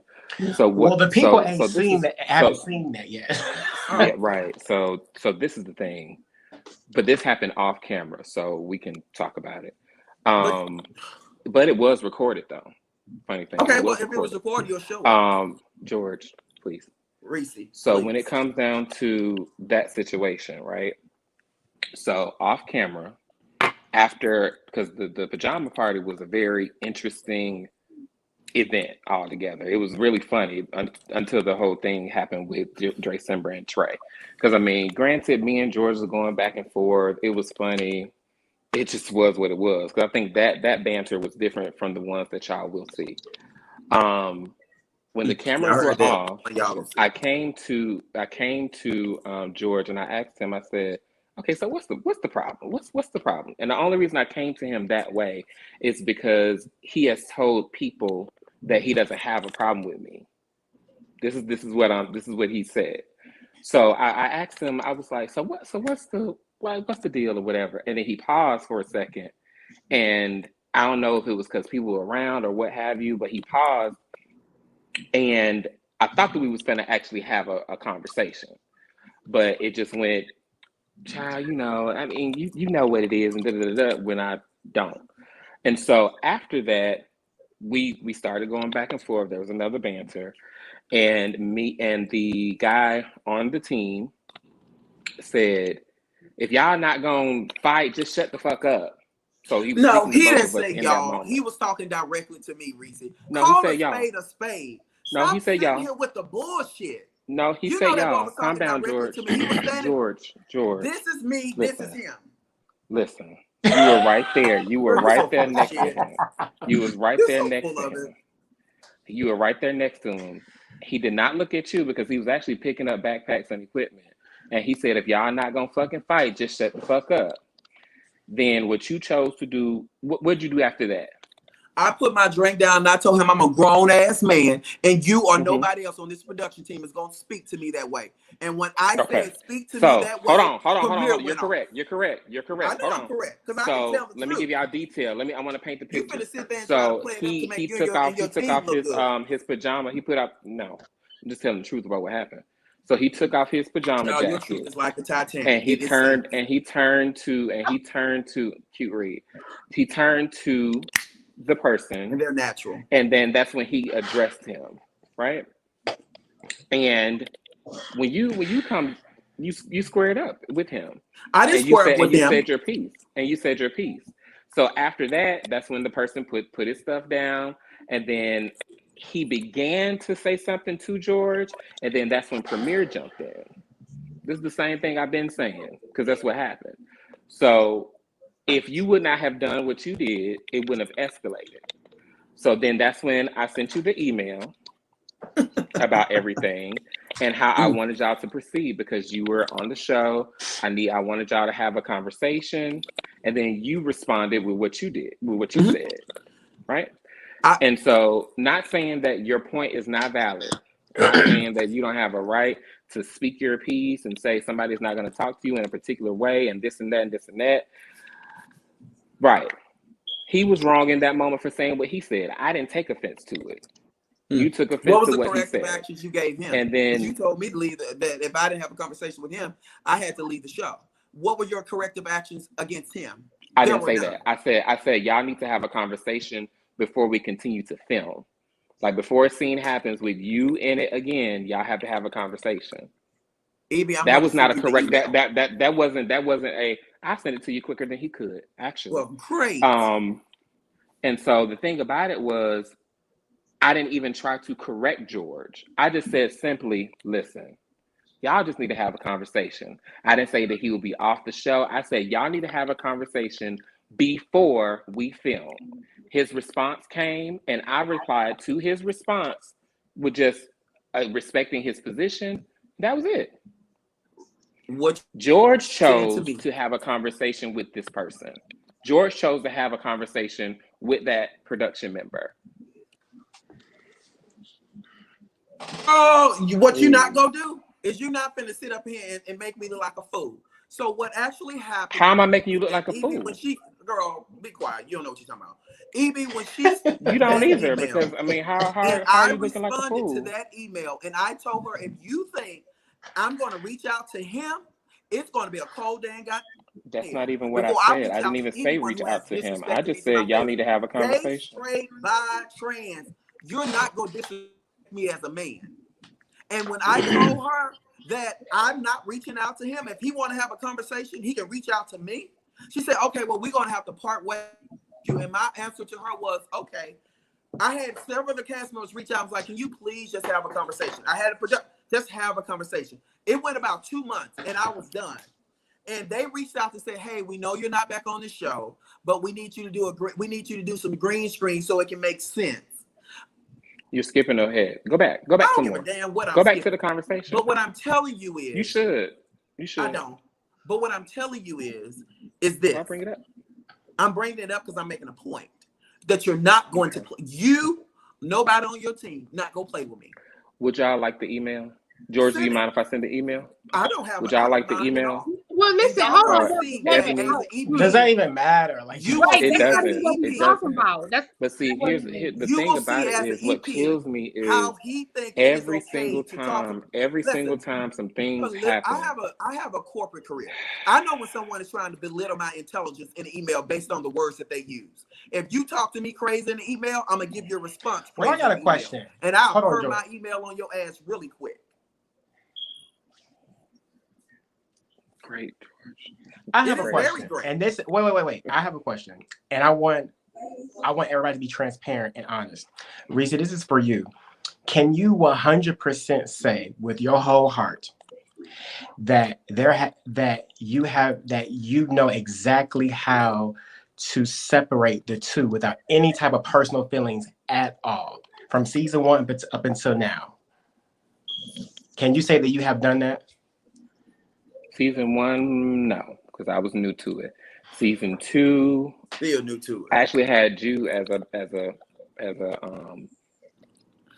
board to bounce ideas and things off of, so you know the answer to that and how much it was a struggle.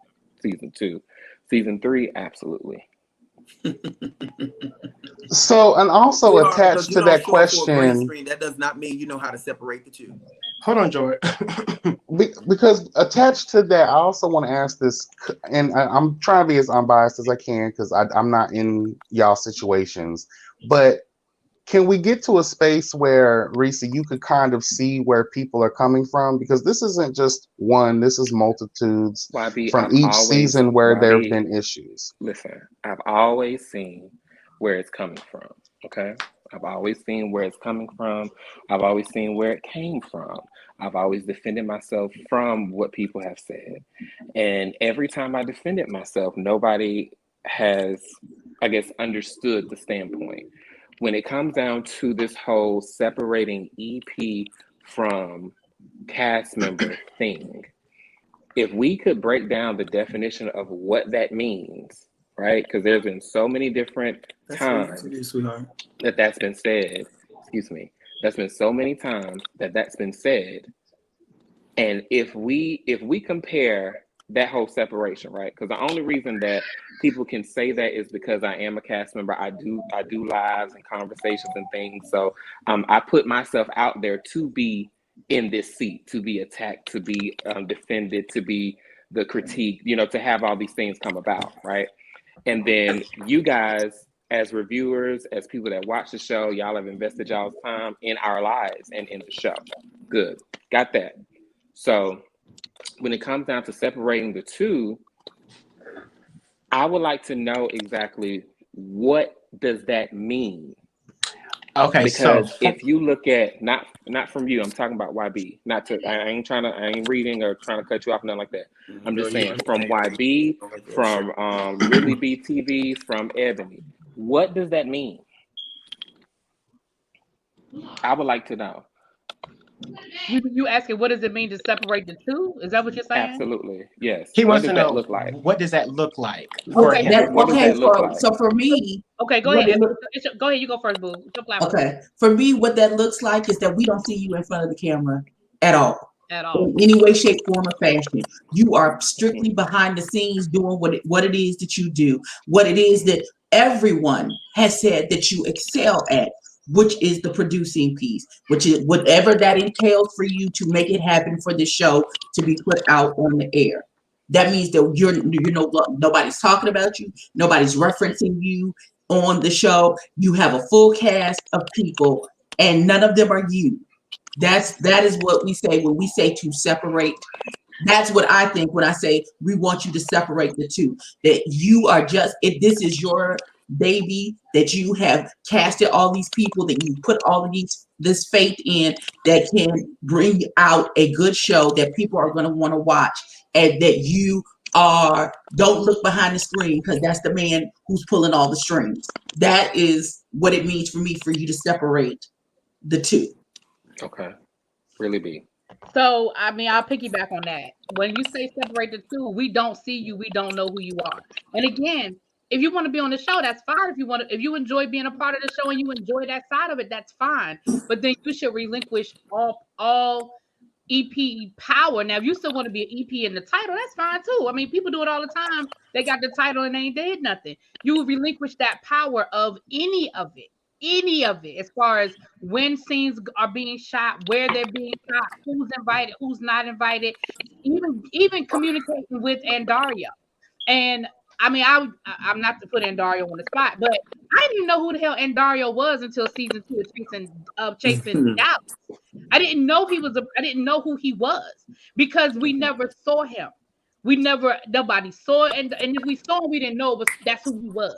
So when I say separate the two, because then I think that lines don't get blurred, because you don't have friendships, you don't have relationships, things don't get skewed and get brought out in the wash.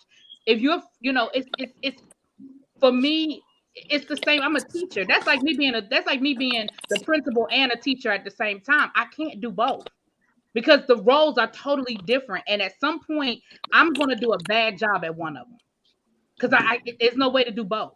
It's management and it's talent, and you can't cross the two. Go ahead, YB.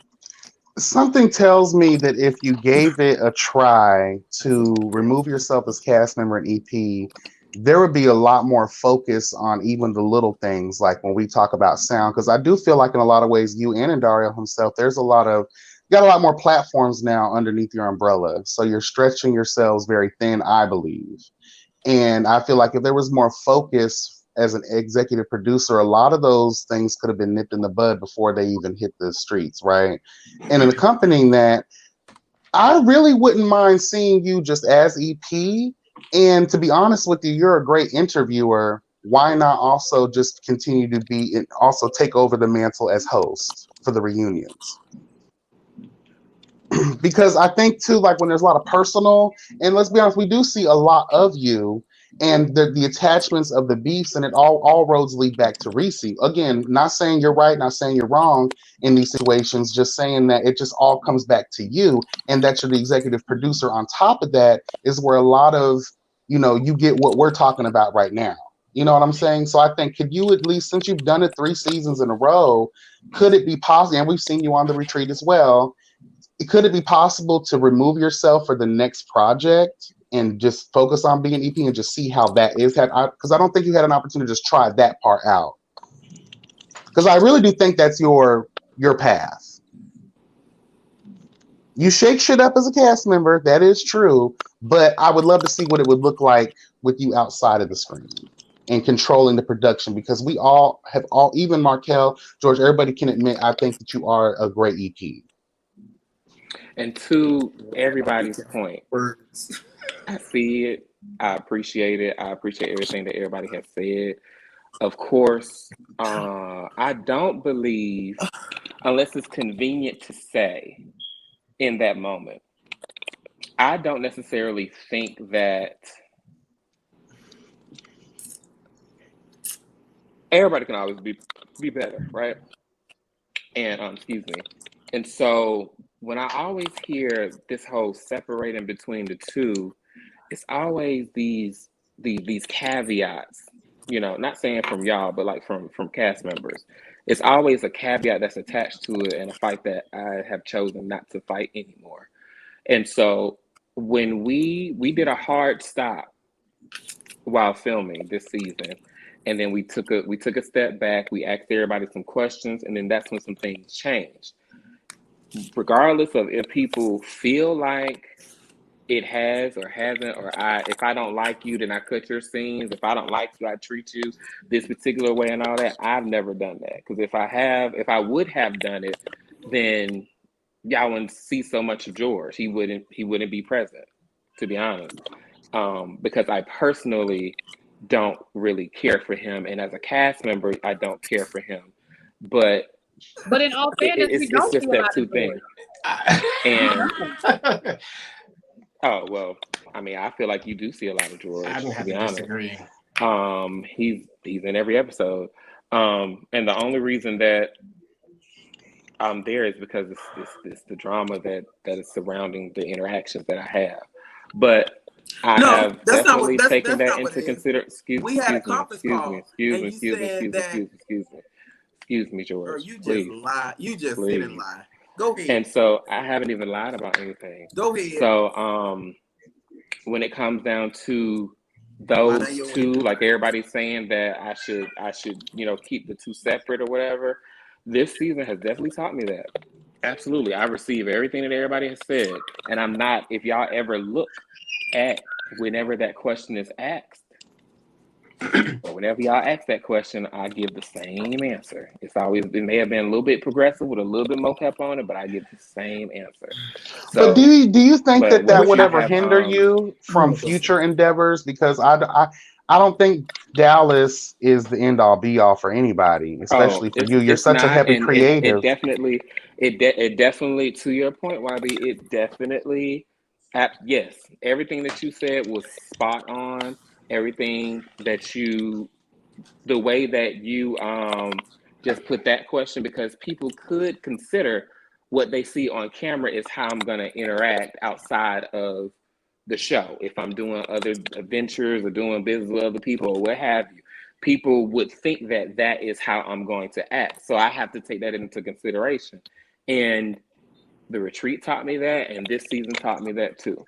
Because I was able to step away more, because I stepped away a lot this season, and because I was able to sit in my own and get the juices flowing and do other things, then things came out differently and ideas came out differently. So to your point, YB, I know for a fact that me stepping away helps me progress more. And so until another season, then y'all will see how I'm moving that way. So hold on, George. Wait. Markel, you have the floor. Let Markel listen. speak. So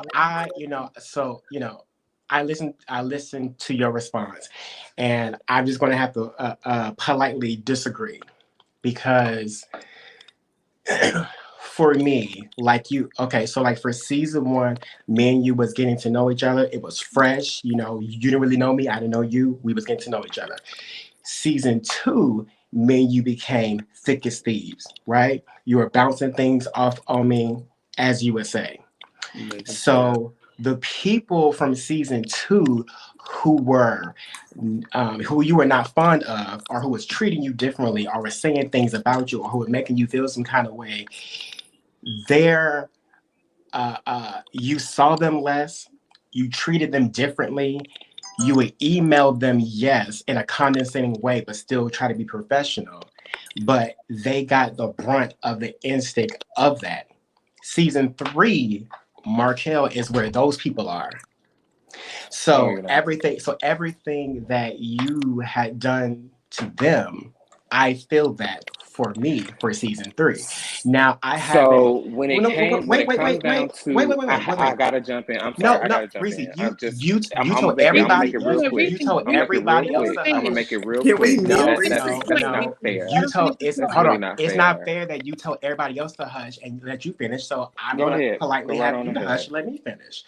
So therefore, I was that person. So I know exactly how it is. So there have been scenes that I wanted to be filmed. There have been personal things that I wanted to be filmed that has not have been done. You have verbally said it and written said, I don't see it for her, speaking of me. So no, we're not going to show those things of me.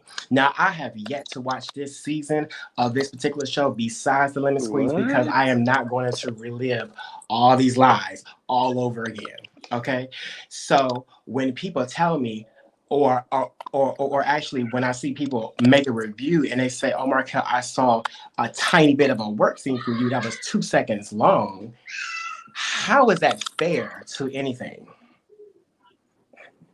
So that's You why, want me to as respond? me, Markel, as your friend from season two and not your friend in season three, I know exactly how them people feel in season two and why their stuff was looking all fucked up because that's how my shit looks all fucked up right now.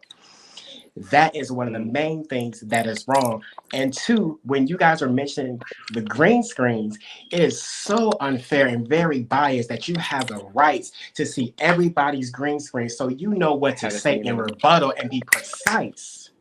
I do my green That screens is before not fair. everybody else. This is Girl, why that's a lie. this is why there should be a separation. And if you can't see that, I don't know how else to convey that to you. I'm not trying to hurt your feelings, say you need to choose, but it needs to Mm-mm. be one of the two.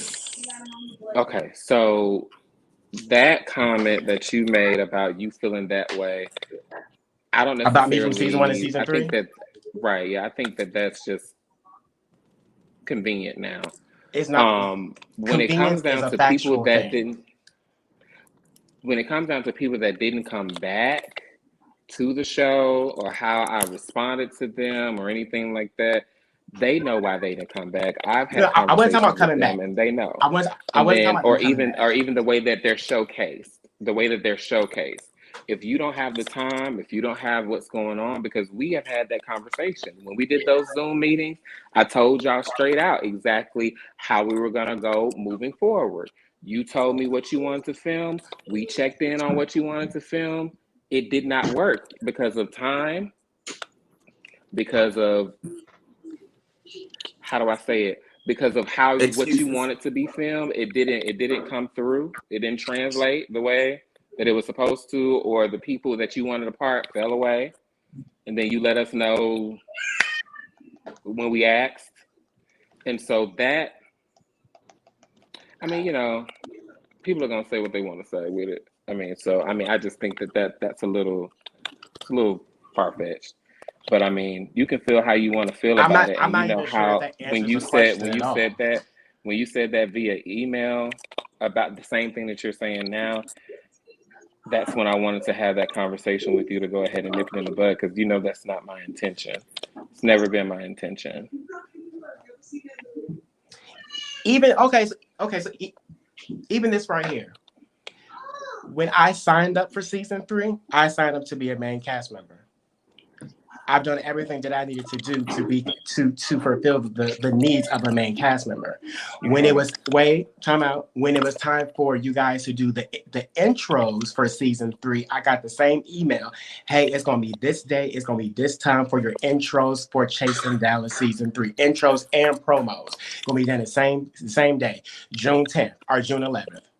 My birthday was June 9th. I said, hey, I'm not going to be in town. Can we reschedule or whatever? There was nothing about giving the opportunity for Markel to reschedule or anything. However, when someone else said, oh, I haven't found the right outfit yet, I haven't done this, it seems like no one's found the right outfit yet. Let's go ahead and reschedule. But the promos and the show don't air until August, September. So you're trying to tell me that I didn't have not 30 minutes to put on something white and a white background and take a picture? Speak, Markel. So what you're This is the part referring that is to, unfair. what you're referring to with the whole I'm referring outfits to and a things like factual that, thing. there was supposed to be a whole nother shoot. That was for the opening credits of the show. Yes, that was supposed to be a whole nother shoot. Do you recall that? What the all white was the That opening? the all The white white and the shoot black? and the red shoot, the red that we put out, the video, and then the white had nothing to do with the opening credits shoot. Well, Do you Markel recall was that? gonna be out of town. That's not what the email says, Reese. What does the email say? Talk, Markel. You sent it. You got the same email that I got. Hey, you guys, this is the date for the opening credits. Right. So you can't come back and say right now this wasn't for the opening credits because it came from you. You said that. Mm-hmm. So if it wasn't for the opening credits, you typed opening credits, and if something changed, you didn't tell Markel. Absolutely. So the reason why that email, you're absolutely correct. The only reason that we use the red video, the only reason that we use the red, the same for the Everybody Loves the Sunshine promo, instead of using the actual, because it was supposed to be a whole nother studio with the neon. Did y'all ever see the pictures of the neon? No? Okay. It was supposed to be there was supposed to be this whole nother shoot for the opening credits with this neon cactuses and all this stuff and all of that. And there were 2 separate shoots. One you were actually supposed to be in town for, one you couldn't be in town for. When everybody couldn't find anything to wear, when people were saying that the date didn't work, I couldn't push the date back anymore. So that's when I canceled that shoot. And then the idea to use the red for the opening credits, because it was the same as the Everybody Loves the Sunshine promo, was a last minute decision. Because we were done, we were wrapping up. I said, we got to be done with this. And so that's when we used that. It wasn't to be spiteful. It wasn't to be spiteful. No matter how the picture is painted, it wasn't to be spiteful for you. When you said the things that you said about the promo video, the photo shoot, and the way that it came off, it's not like I didn't make an attempt to have you a part.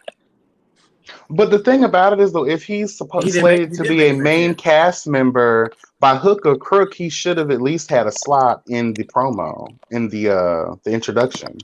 There's so much time. Yeah, which he was gonna have. He was gonna be in the opening credits of the shoot. Yes, he was. There's so much be in the time opening credits in of the show. There's so much time about the time. It's not about the time being in between, and that's something else that people keep saying too. It's not about the time that was in between. If I have things going on and we schedule certain things, then it's expected for, if you're able to make it, great. If you're not able to make it, great. But there were 2 people that would have been out of all of the promo if I would have changed that date. So whether it be 1 or 2, and I know that sounds however it's gonna sound, but hey, it is what it is. So Reese, can I ask you a question, Reese? No. And by the way, I want to I'm into hats, and I want to let you know that I love the hat you're wearing. So I have a couple questions for you. I'm not answering anything from you, George. Oh, okay, well, great. I'll go ask them. So question number 1 is, there was a couple emails that Markel and I weren't included on about, hey, do you want to promote your business on the show? But we saw the other cast members post those emails. And what's crazy is all the cast members posted those emails. I mean, that flyer by Markel and I. And there were a couple emails we were not added, though that email wasn't sent to. I mean, there was a couple times we've seen our cast members post stuff that Markel and I didn't get. And you can go back and look at every cast member's page. You don't know what happened. You can go back and look at every cast member's page and see all the stuff about the promo, text this number, text that number, do this. We coming out, here's the blah, blah, blah. You don't see Markel George posted because what? We didn't get it. I sent things to George, and George never posted it. He never posted when I asked him to. The stuff when it comes down to the promo with Markel was focused on promoting his show. So I didn't want either way. If I would have sent him something, he wouldn't have posted it. Hold on, and then the same thing, the things that I have sent to Markel to post, he has not posted. Well, recently, let me be very clear. It's not true. I stopped when I saw that y'all was sending emails to cast members and wasn't including myself and Markel. Don't text me telling me, hey, post this. You ain't give me the other stuff to post. So why you want me to post this? Anyway, let's move on. That was before. That was way before. I also want to know 2 questions for you, Reese. I feel like an interviewer here. 2 questions for you. Come on, blogger. Did you not call around and ask people if I really had a hookah business? Yes or no? Just a yes or no. Yes. Okay, next. Why did you not show the part of the lemon squeeze when you downgraded and degraded Markel's show and I went off? No comment. Okay, great. That's something that you need to ask Dario, Roderick, or CJ. I wasn't a part of the editing. When it comes down to actually part of that was shown. Okay, great. Actually. Okay, and great. So the downgrade, you took it as a downgrade when I said what I said. Yeah, because what you said was some bullshit. But have you not talked about me on live even when we weren't filming? Yes or no? Absolutely, yeah. Okay, and so now you want to come on while we filming and act like, oh, I don't know what the problem is. Okay, those are my questions. Walking your truth. No, it's not me not walking in the truth. It's not me not saying anything. In those moments that are airing, that's the situation where you have yet to say anything about or have actual factual viewpoints from your own standing as to what the problems are. I asked you several times what these problems are, George. So don't try and do that because it's really unbecoming. It's not about a read. It's just about saying what it is. It's not even a getting that ass together because it's cute because people laugh at it or whatever. But if you really want to look at the brass tacks of everything, right? Do you have yet to the opportunities that I have given to you to express how you felt? You took those opportunities to address it on camera. Well, right? But you did it on camera. What did I do on camera? That you said that there was a problem. You said that there was a problem that has happened off camera that you brought onto camera. No, I'm not being clueless at all. But everything that has ever happened on camera, if you look at our history on camera, the only problem that we had, use the word history, girl, please. You don't know me. When you look at what happened on camera, what happened on camera, those things have been addressed, and then you came to the reunion feeling the type of way that you did. We've seen each other several times after that. I don't feel any type of way about Reese, and I don't even know what your real name is, but I don't feel any way about you. And let me be very clear. Last season, you played on my man. But you make it a problem, George. You make it a problem. So when I got you make it a problem. You make it a problem. Your availability, you know how available you was to do filming. You know how available you was this year to do filming. You know how everything ain't nobody trying to play you. See what you're trying to do is cute. It's very cute. But the thing about it is, it's just not. There's a lot more questions and a lot more. Listen, there's a lot more questions and a lot more comments and things that need to be said and needs to be addressed. But I personally want to wait until the reunion so we're all face to face because I don't want to ruin it for everybody else who's dedicated to the show, watching it all season. So I'm going to leave the rest of my things that I need to say for a later date. Besides whatever we're talking about now. Reese, do you have anything else you would like to say?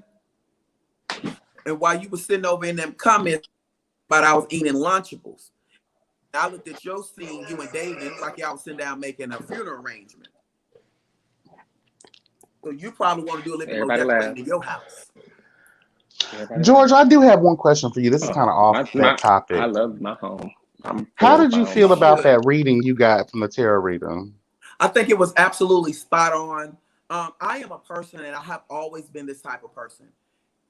The reading showed a lot about who I was. I overthink. I think a lot of stuff. But one thing I do know as a man, not being gay, not being straight, not being bi, but as a man, I do know one thing you will not ever do. and that's to play in my face. Mm. And when you play in my face, whether I overthink or underthink, I'm gonna get your ass. Period. Mm. I'm Markel, how did you going to feel? meet you. I'm going to meet you where you tried to get with me at. I'm going to do just that. I don't bother people unless they bother me.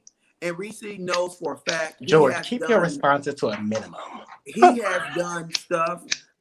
He has done stuff and said stuff to me that you all have not seen. So when the cameras start rolling, don't try to come in my face and kumbaya, because that does not work with me. I'm a realist. I'm not. Oh, okay. And the same question for Markel and Reese. How did y'all feel about y'all readings? To be honest with you, that one, that was a long so, and Dario just commented, how do I join the live? So I'm sorry. So that tarot card reading was a long time ago. And I don't watch the season. I only watch that Lemon Squeeze because people kept telling me watch the Lemon Squeeze. Other than that, I don't watch it. I don't remember what she said. But whatever I said in rebuttal to her giving it to me, that's how I felt. Okay. And Reese? Oh, I thought the reading was spot on.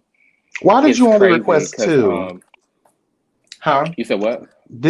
From what I saw, why did you only request 2 of the cards? No, I asked her because she asked, could we angle it towards something? I don't remember how she worded it, but I asked, I said, can I do 2? And I said to friends and business. Okay. And so And so she pulled 3 cards, a past, present, and future. And I don't remember what the past card was, but the present one was so good, and the future one was really good too. So the past, I think that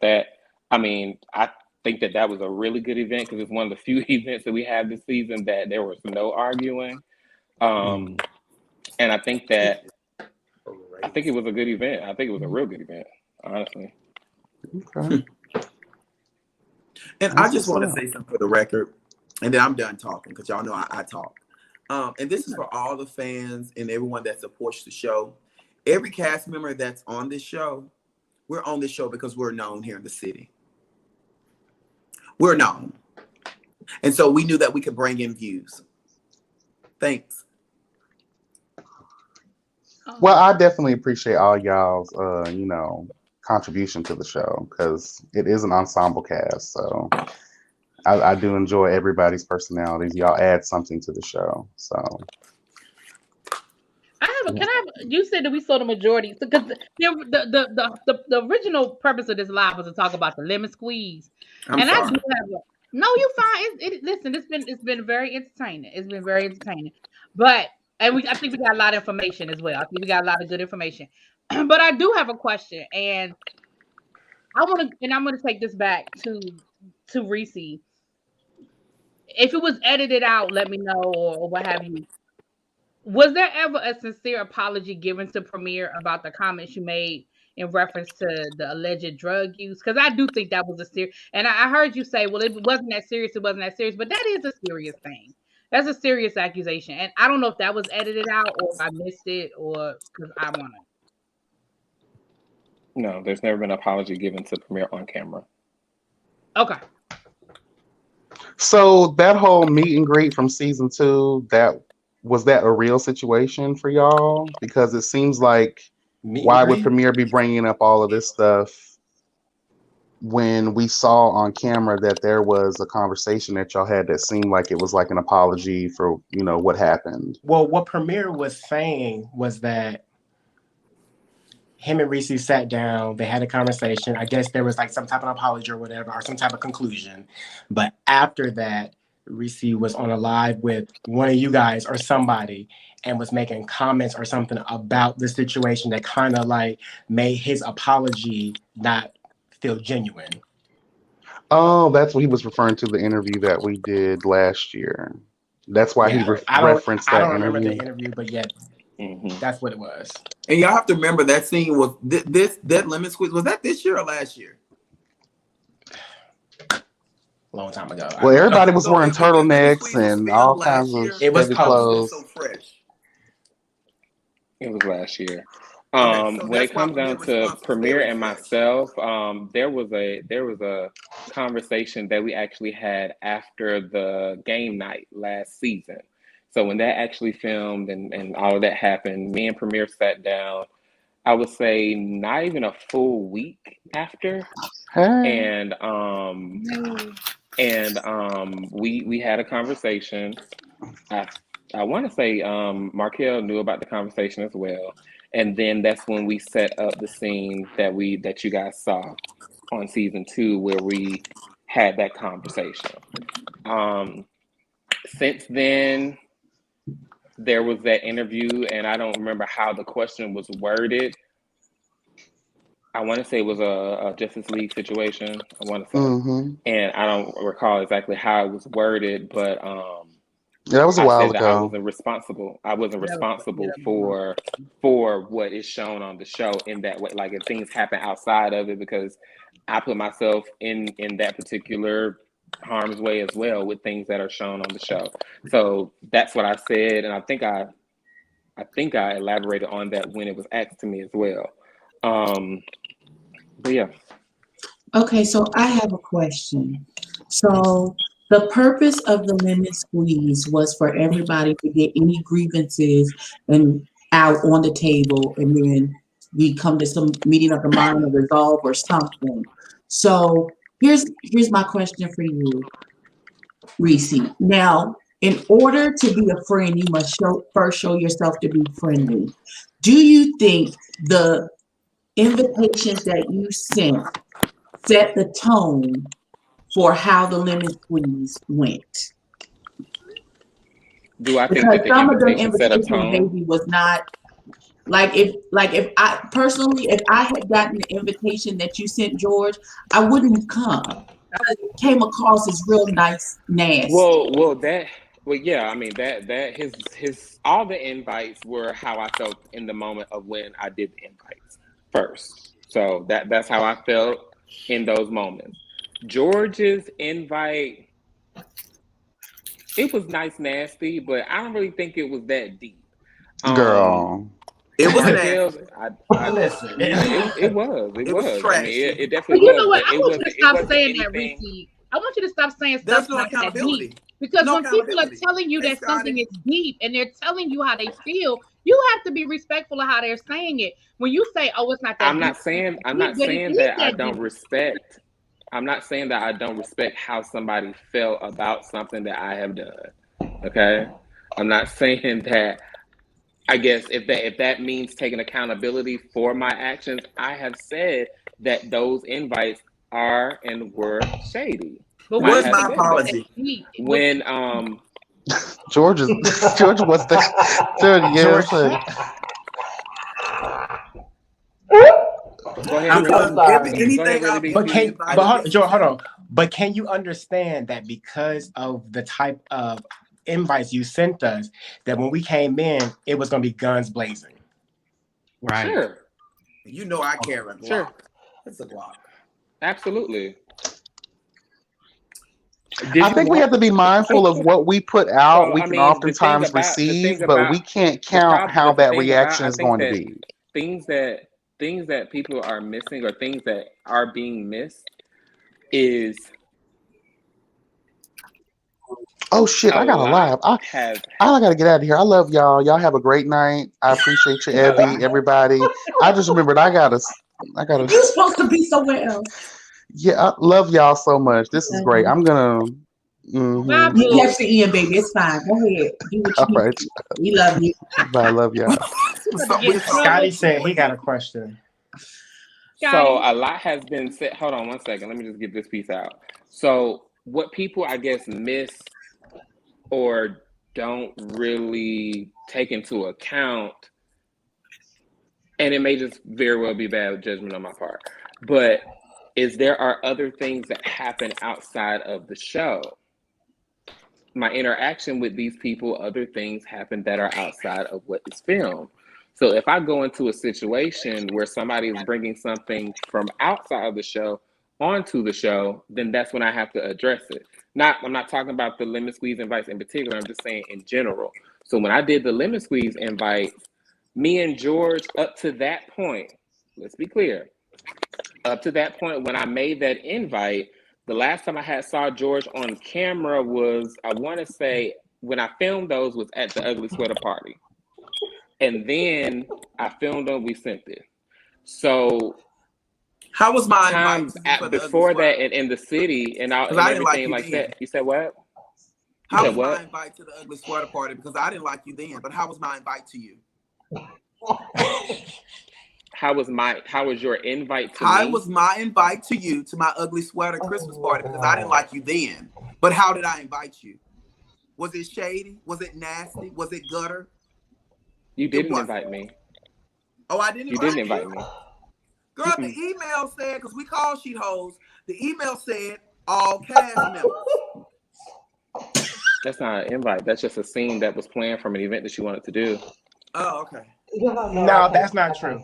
Because in the email, it states, in the email, it always states, who do you want to be a part of this? That's the invite.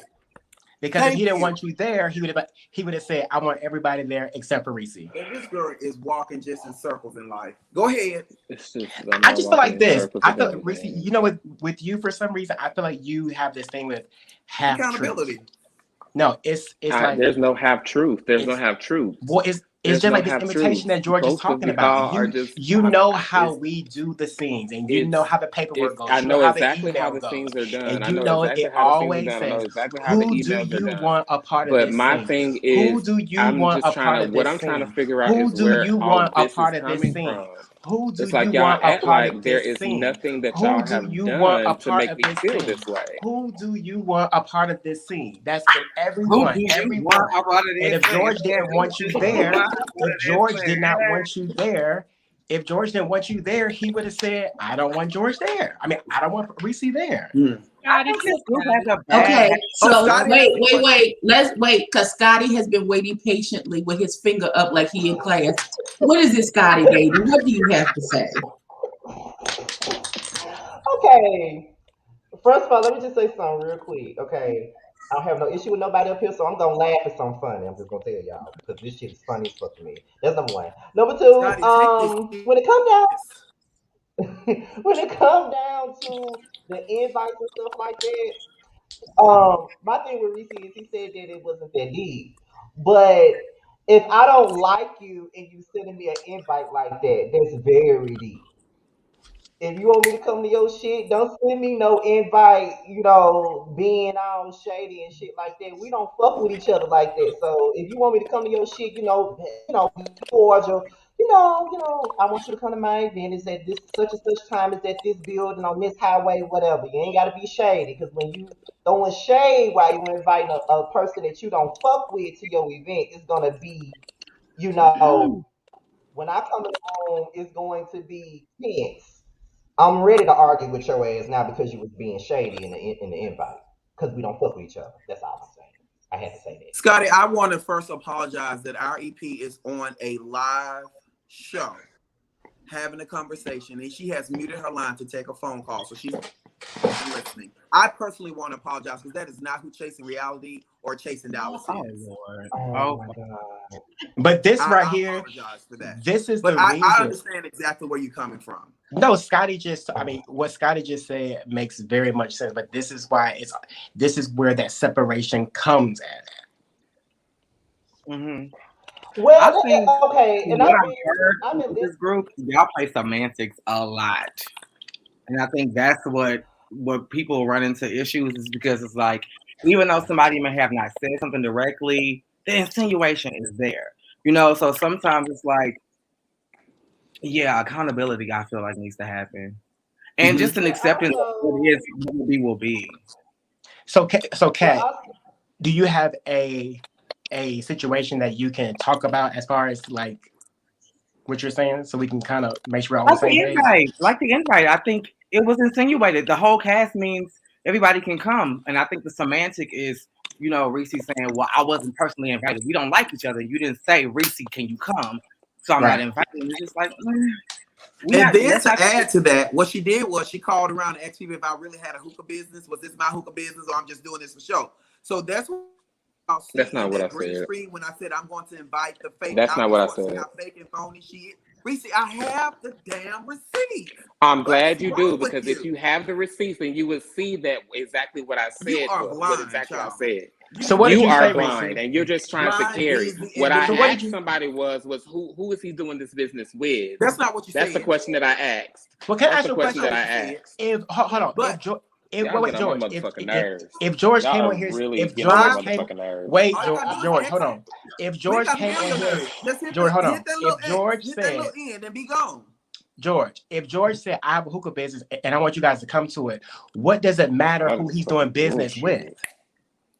I just asked a simple question to somebody that I know. And y'all took it as when you got the messages and just simply, because you wouldn't have gave me the fucking answer to the question. So don't even try and do that. Don't even try and do that. And don't try to do that bullshit either. Is it show George or is it off camera, George? Because the same energy that you have on camera, you don't have off camera. Oh, girl, let's be 100 with that. Let's be clear. Please chill the fuck out with this extra bullshit, because y'all pissing me the fuck off. And it's not even Markel that's pissing me off. It's really you, George, that's pissing me off. Because every time I motherfucking turn around, you like to piggyback off the shit. And then you like to jump into every motherfucking thing that has nothing pertaining to you. Because let's be clear. Let's be very, very clear. This whole situation between Markel and myself has been carried on by you all motherfucking season. Let's be 100 with the shit. Even if Markel wasn't on this motherfucking live, you already know you carry along with this shit. Me and Markel can come into an atmosphere with each other and not say shit, and it's everybody else that has something to say about it. Oh. And then when I ask what the problem is to you in particular, you always say, you know, maybe you should talk to your friend. Maybe you should talk to your friend. Let's be real and 100 about the shit. Stop fucking doing me like that. Y'all gonna stop fucking doing me like that. Because it's pissing me the fuck off. And every time I turn around, y'all want to do some bullshit, fake ass shit like this. About you. Y'all always be doing that shit. I'm so tired of that. I am tired of that. Okay, George? Because let's be 100. If you had shit to show on the motherfucking show, you would have been showing it, but you ain't got shit going on, dog. You ain't got nothing going on. When I ask your ass what you have going on, I'm asking you this, then you don't have it to put out, okay? So I have asked you several times about what you had.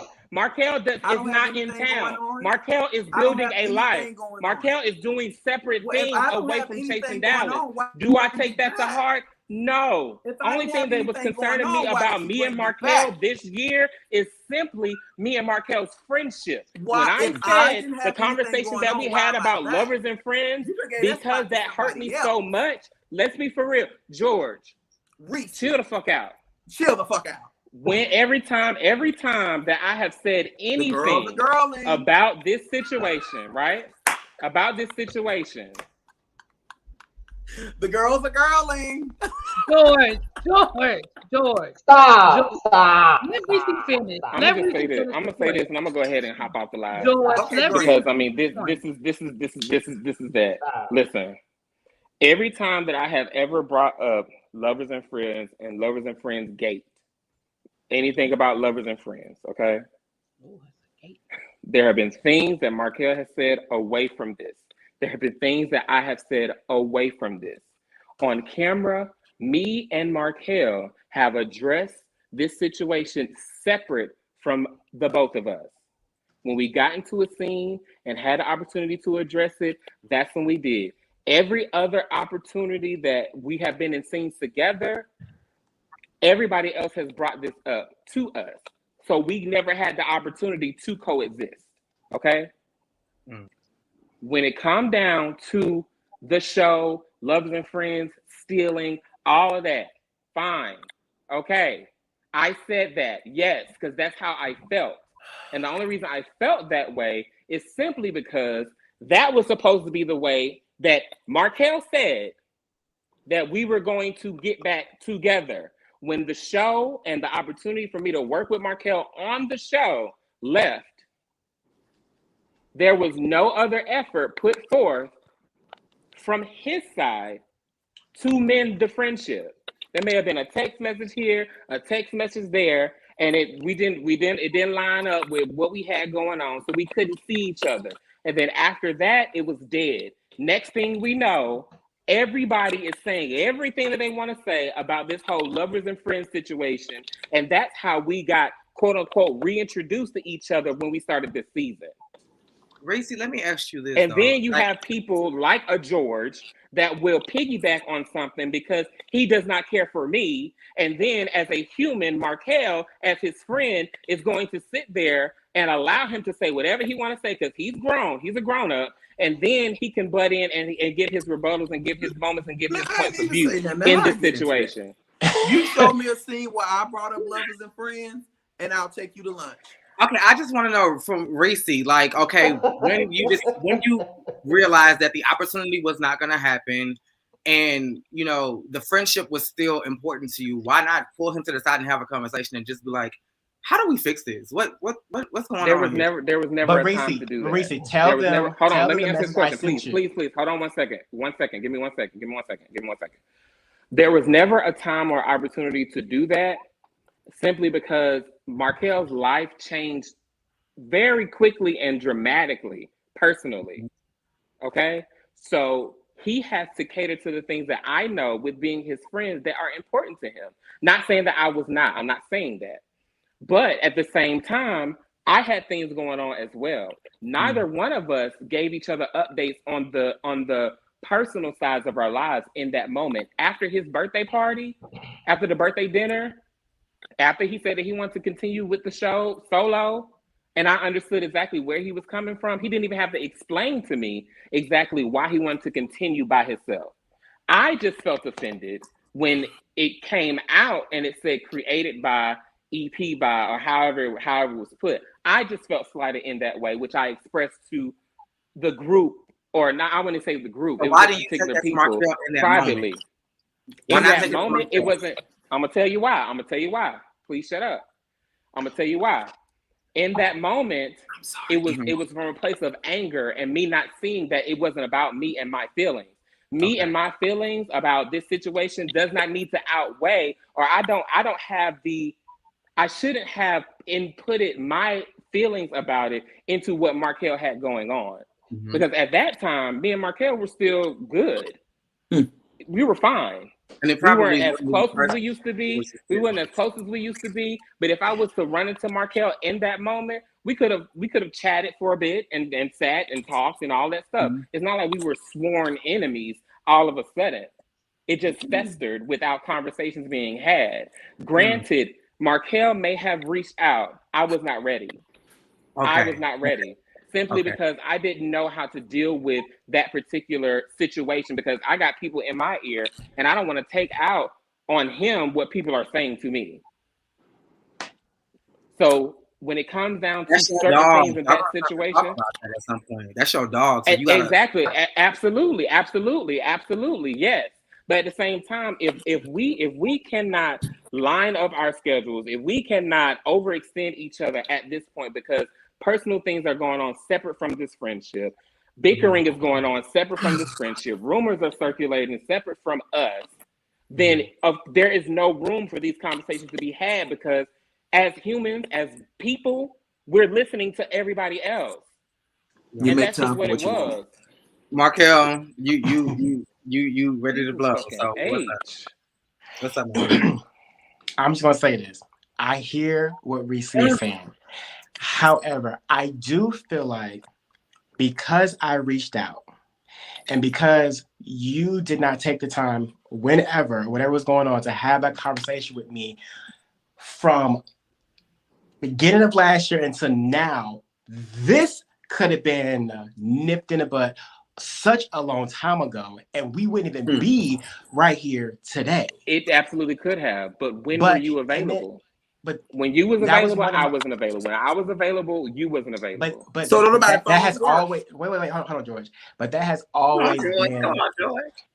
always been my main issue with you, is that when you are upset, or if you feel like someone did something to you, you don't ever address them. You never say, "Hey, Scotty, you did this. Kat, you did this. Markel, you did that." You never do that. I shut down. Absolutely. But you leave space of birth of negativity, and that's what all this is. That's not true. Well, that may be true, but you have to understand that from me to you, and you've seen it for yourself. Whenever I have a problem with somebody, I change the subject. Whenever people was bringing things to me about you or what you said, the only person that was honestly in your corner and pushing a conversation to be had was Ariel. And the thing about it was, I always said, I'm not ready. I don't know how to. After the tarot card reading, when we stepped outside, I said, what? I'm not ready. Mm. And But it's can I? not to say me being not ready is not saying that your effort to mend something is falling on deaf ears. But Reese, This was No, can not I? I'm an not easy saying that. I'm not saying that. situation. Wait, Reese, wait, can I wait. say something and Scotty, you receive wait, it? wait.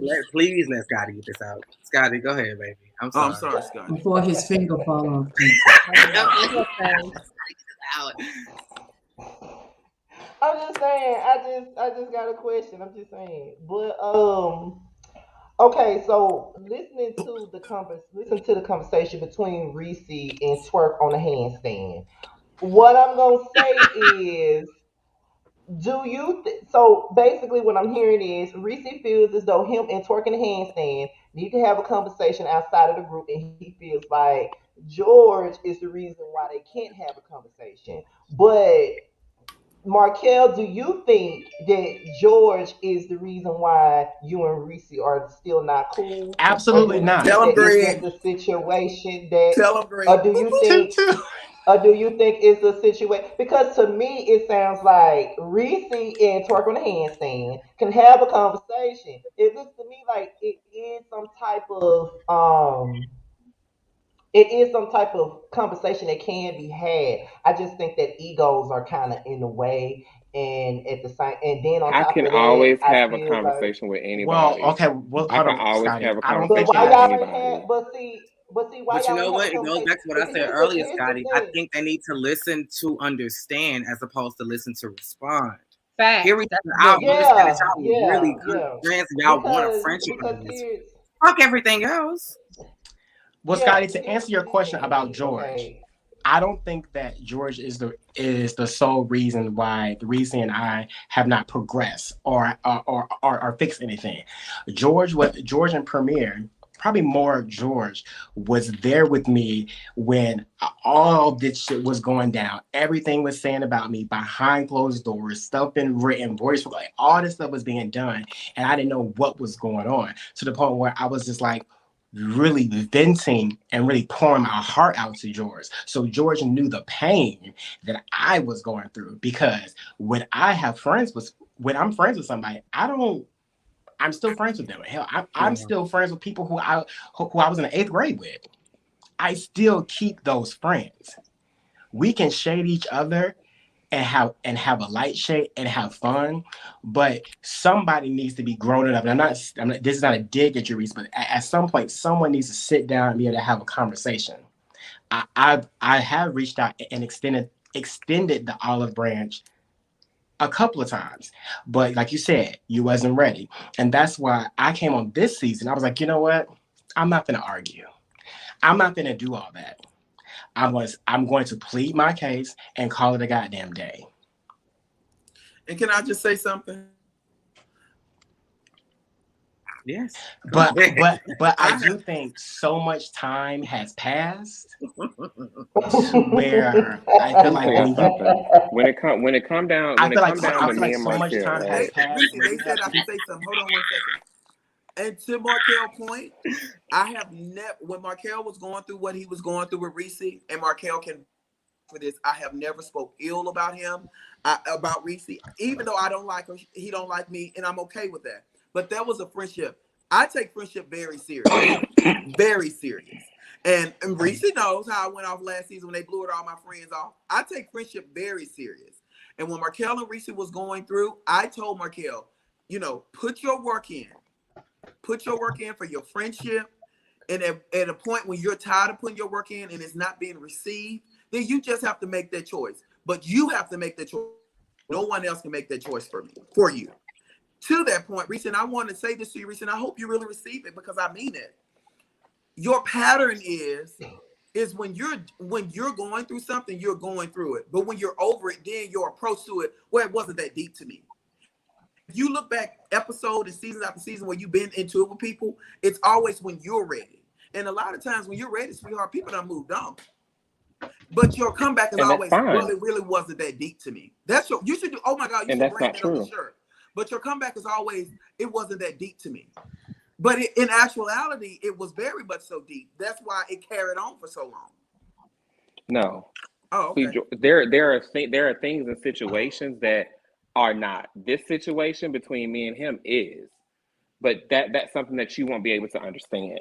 No matter how Coming diplomatic in a moment that you would want to be, it's never gonna really stick to you from me to you. Because you've been very nasty to me. And you have to me as well. When people are ready to talk to you, what prevents you from being ready, or what stands in the way? Look at all us smoking hookah. We have so much in common, but we just can't get along. You said what? When When people y'all are are ready ready, to like, talk to me? let's say when Markel was ready to have the conversation, you said you weren't ready.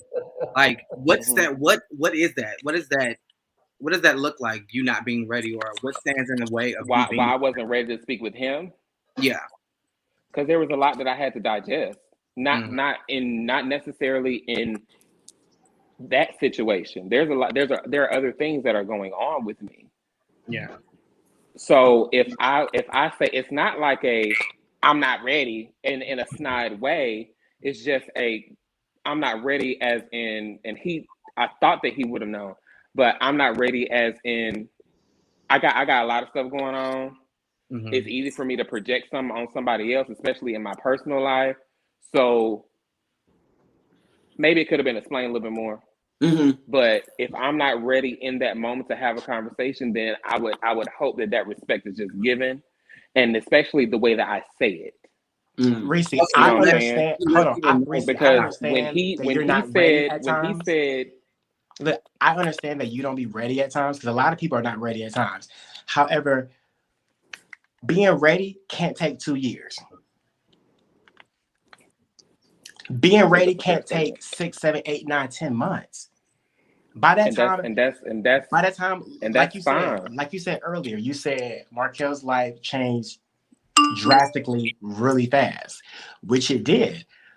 But the door was always open for a conversation. And when you have month after month after month after month, it started getting closer. It started to get closer because it's just like, well, you know what? Mm-hmm. But you know what? To have a conversation. I have to say this: for some people, it does take 9 months. It does take 2 years. It does take 10 years. Yeah. But the other side of that coin looks like if that person has moved on, you're gonna have to accept that and heal your own way. Because I mean, to be honest with you, Markel, I'm gonna say this. To be honest, there has been situations where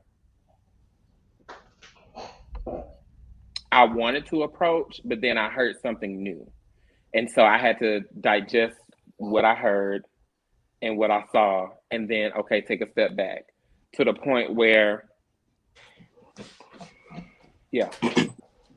As many, we have to be. What you hold on, we have to be careful what we hear. What you just said.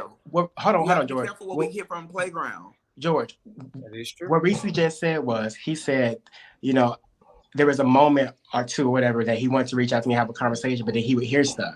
Playground. I've heard so much stuff, but it never stopped me from having a conversation with you. We both have had, because Reese, the last time I reached out is when I pulled you outside away from everybody after the tarot card reading, because there was a misunderstanding about the whole phone number thing. I reached out and I pushed to the side. I said what I need to say. You said you needed time. Fine.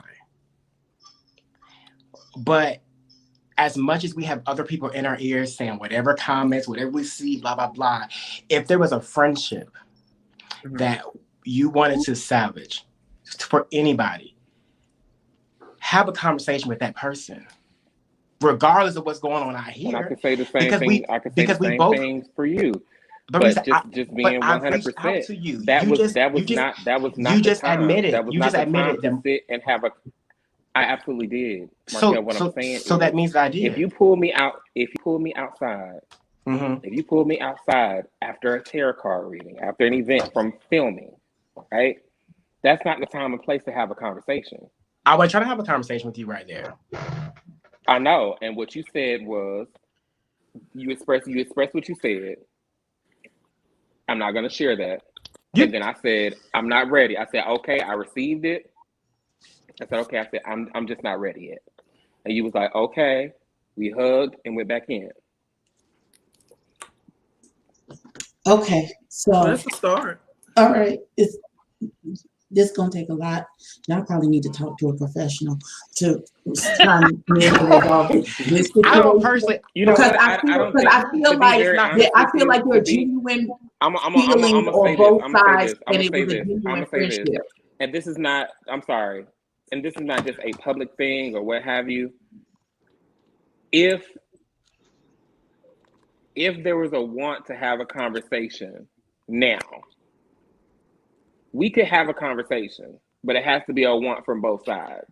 And we could remedy whatever this is, whether it's a back to where we were, a start over, or a, okay, we good type of thing.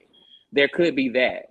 But when there's cameras involved, when there's other people adding in ad libs and things like that, when there's other people talking, we don't have, the trust between us has been broken. So of course, any influence that's coming about is very much going to be skewed. So. And that's what I was going to get to. Because the fact that you were even considering believing what you were hearing about what he was saying lets me know that there's a lack of trust going on. So, yeah.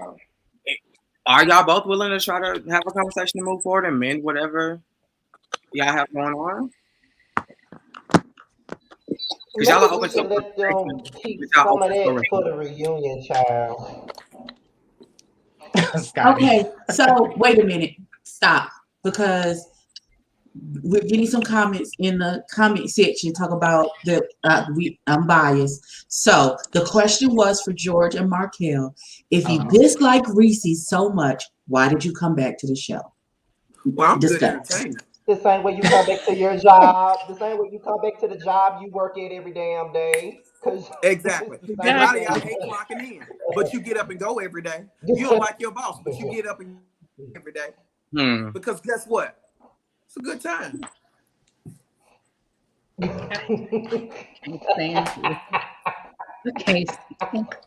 I cannot George. Speaking of a good time, whoever asked that comment, child, speaking of a good time, I'm a little confused because I saw the last piece of the scene, and when everybody insinuated that you and Womack had something going on, y'all just kind of played the door. Who you talking to? Me? I'm talking to you. Let me be very clear. Ain't nothing going on between him and Big Body Ben's Womack, and you know better. So I don't even know why y'all. You know what? It was great. It was great. It's great. At the end of the day, it's great television. It's great entertainment. I hate that relationships that are ruined, and I'm speaking for me. But at the end of the day, it's great television, and we have to understand that somewhere in our minds that we have to understand that editing is gonna happen. Things are not gonna show as they played out. It's a part of this. So when you sign up for it, or when they ask you, hey, do you want to come back and here's your contract? That's for whoever asked in the comments why we came back. We sign our contract, but we know what we're up against. But we're more smarter how we move. But to answer your question, Kat, Trey and I are friends.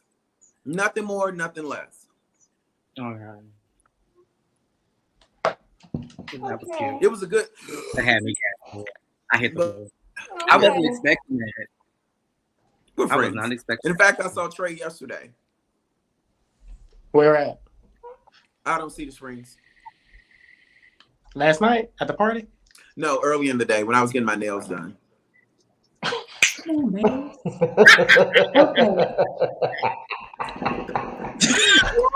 Listen, okay, so this seems like a good this seems like a good stopping point. Listen, Reese and Markel, y'all need to have a separate conversation between the two of you to take care of your real life, real friendship, and come to a meeting of the minds. We know that George don't see it for Reese, and Reese don't see it for George, and that's just I where respect that. we are going to leave it. I'm I don't sorry, see it Jamar, for you George coming in either. on the benediction, baby. That's I just want to say hi. If anything else, And They I are respect that. I blind was to just each saying, other, honey. They just Who are is this? Listen, blind when for it we comes want to to thank clarity, each everybody for coming just for out. clarity, I just didn't like the things that he's done. That's all. I want Well, to you thank. did say I ain't bring nothing. You Hey, say I ain't have Jamal, nothing you going like a on. I banana. don't appreciate Okay, that comment, Oh but my whatever. God. baby, You don't have baby. anything going on that we could film. Thank you. Okay, all I right. choose Okay. not to show it. Jesus fucking Christ. You I welcome. love y'all. We don't What have weapon? another 2 Karen hours for and y'all to go back Giselle. and forth. Okay, Karen What and was it? Giselle. We thought we had hit a good place to end it. And listen, I love Okay, all I of because y'all y'all. told you, I still get on my told you. fucking nerves. Tell Karen and Giselle to stop. This is like a TTB interview, 5 hours long. I'm not The doing devil it. is a lie. Listen, I'm fat. I haven't eaten Shout out dinner. to My TTB. grandson keeps coming to the door hollering my name. That's why I have to keep going on mute. We finna end all of this. I want to thank everybody for coming out. For being open, honest, and sharing your feelings, your comments, and your concerns both in the chat and on this panel. If anybody else got anything, y'all got 3 minutes. Anybody else got anything they want to say before I end this live? First of all, why you treating this like a fume when they had the people come up there to the stand and they tell them how many First of minutes they all, got to speak? not the fume. not when you have had The your fume. church finger up this whole time, Right, sir. What you you the one not with the finna church do Because finger. y'all don't know when is to coming me shut the crazy. hell up. I'm trying to say something because y'all don't know when to shut the hell up. I gotta put my finger up so y'all can shut First the of all, I've been quiet this whole time, Scotty. Don't It do ain't it. y'all. It ain't y'all. Don't do that. Yeah, I was late. First Okay. of all, so Can for someone those, I think that is a generalization. I have seen on several occasions where Reese has taken criticism and taken it well. So let's not do that. Yeah. Let's can not do someone that. figure out who is Soulful Dog? I just want to know who is that. I want to know who that is. They soulful and all. I don't know. I just want to say, listen, make sure y'all go out, buy some glasses. I just signed a new deal with this makeup line. Yes. For men, do that. I have my hookah business because I ain't got nothing going on. I have my hookah business going on. Just listen, I appreciate the support. For sure. George, the tweet hosting. George, the red carpet hosting. Oh, thank you, Markel. I also have a red carpet event that I'm hosting in December. I am when I tell you I am booked. If y'all don't know, George hired me to be his manager about a year ago. Thank you. Yes. Thank you. So I have a lot going on, and I'm just blessed. I hate you so much. Amen. I hate you so much, George. I know I missed a whole lot. Okay, so follow everybody on Instagram, on the YouTubes. Make sure that you are subscribed to Chasing Reality so that you can watch Chasing Dallas every Thursday, even at 9 p.m. or whenever the premieres happen. I stopped watching the premieres because the chat be crazy. But please, sirs and Yeah, men. that's another thing. Let me get 3 minutes to say that. I can't watch it when my commercial be coming out because getting mad. First of They all, love trying to come for me. I would like Scotty, I get tickled every time you say you in that closet and not the one you found the shade. That sends me every single time. Baby. He was gonna help little he trying to help little Boozy get out that closet. I hollered. It's gone. Okay. Again, George Markel and Reese, thank you so much for coming up. I appreciate y'all. And even y'all tried to make it. I really appreciate y'all. I thought it was just gonna be me by myself for a minute to have this conversation about this episode, but I appreciate y'all coming. Let me say this, Abby. Let me say this. Oh Lord. Real quick. Let me say this real quick.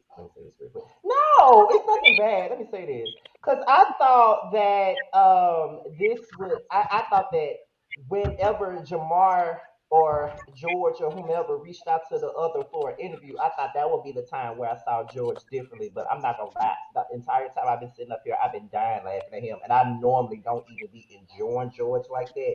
But for whatever reason, he been killing me up here, like for real. So Well, make sure you guys check out George on Chasing Dallas I'm and gonna go Cooking follow with him George. on Cooking with IG. George is coming back. Not bringing that back. Oh, yes. That's gonna be great. Listen, Scotty, we're the same age. Well, I just turned 33. I still can't believe it, but you know, it's okay. Y'all are older than me. How old are Boy, you? bye. as almost the oldest person on this panel, thank y'all for coming out. Thank y'all. I love every single one of y'all. Y'all wave goodbye. George, don't call me after this. I'm gonna go handle some business. Look, Sure you look are. for an IG live or two to happen after this, because y'all know what's gonna happen. You already know it. I'm going to take a nap. Waiting for the people because I'm cutting it off. I'm pressing the button.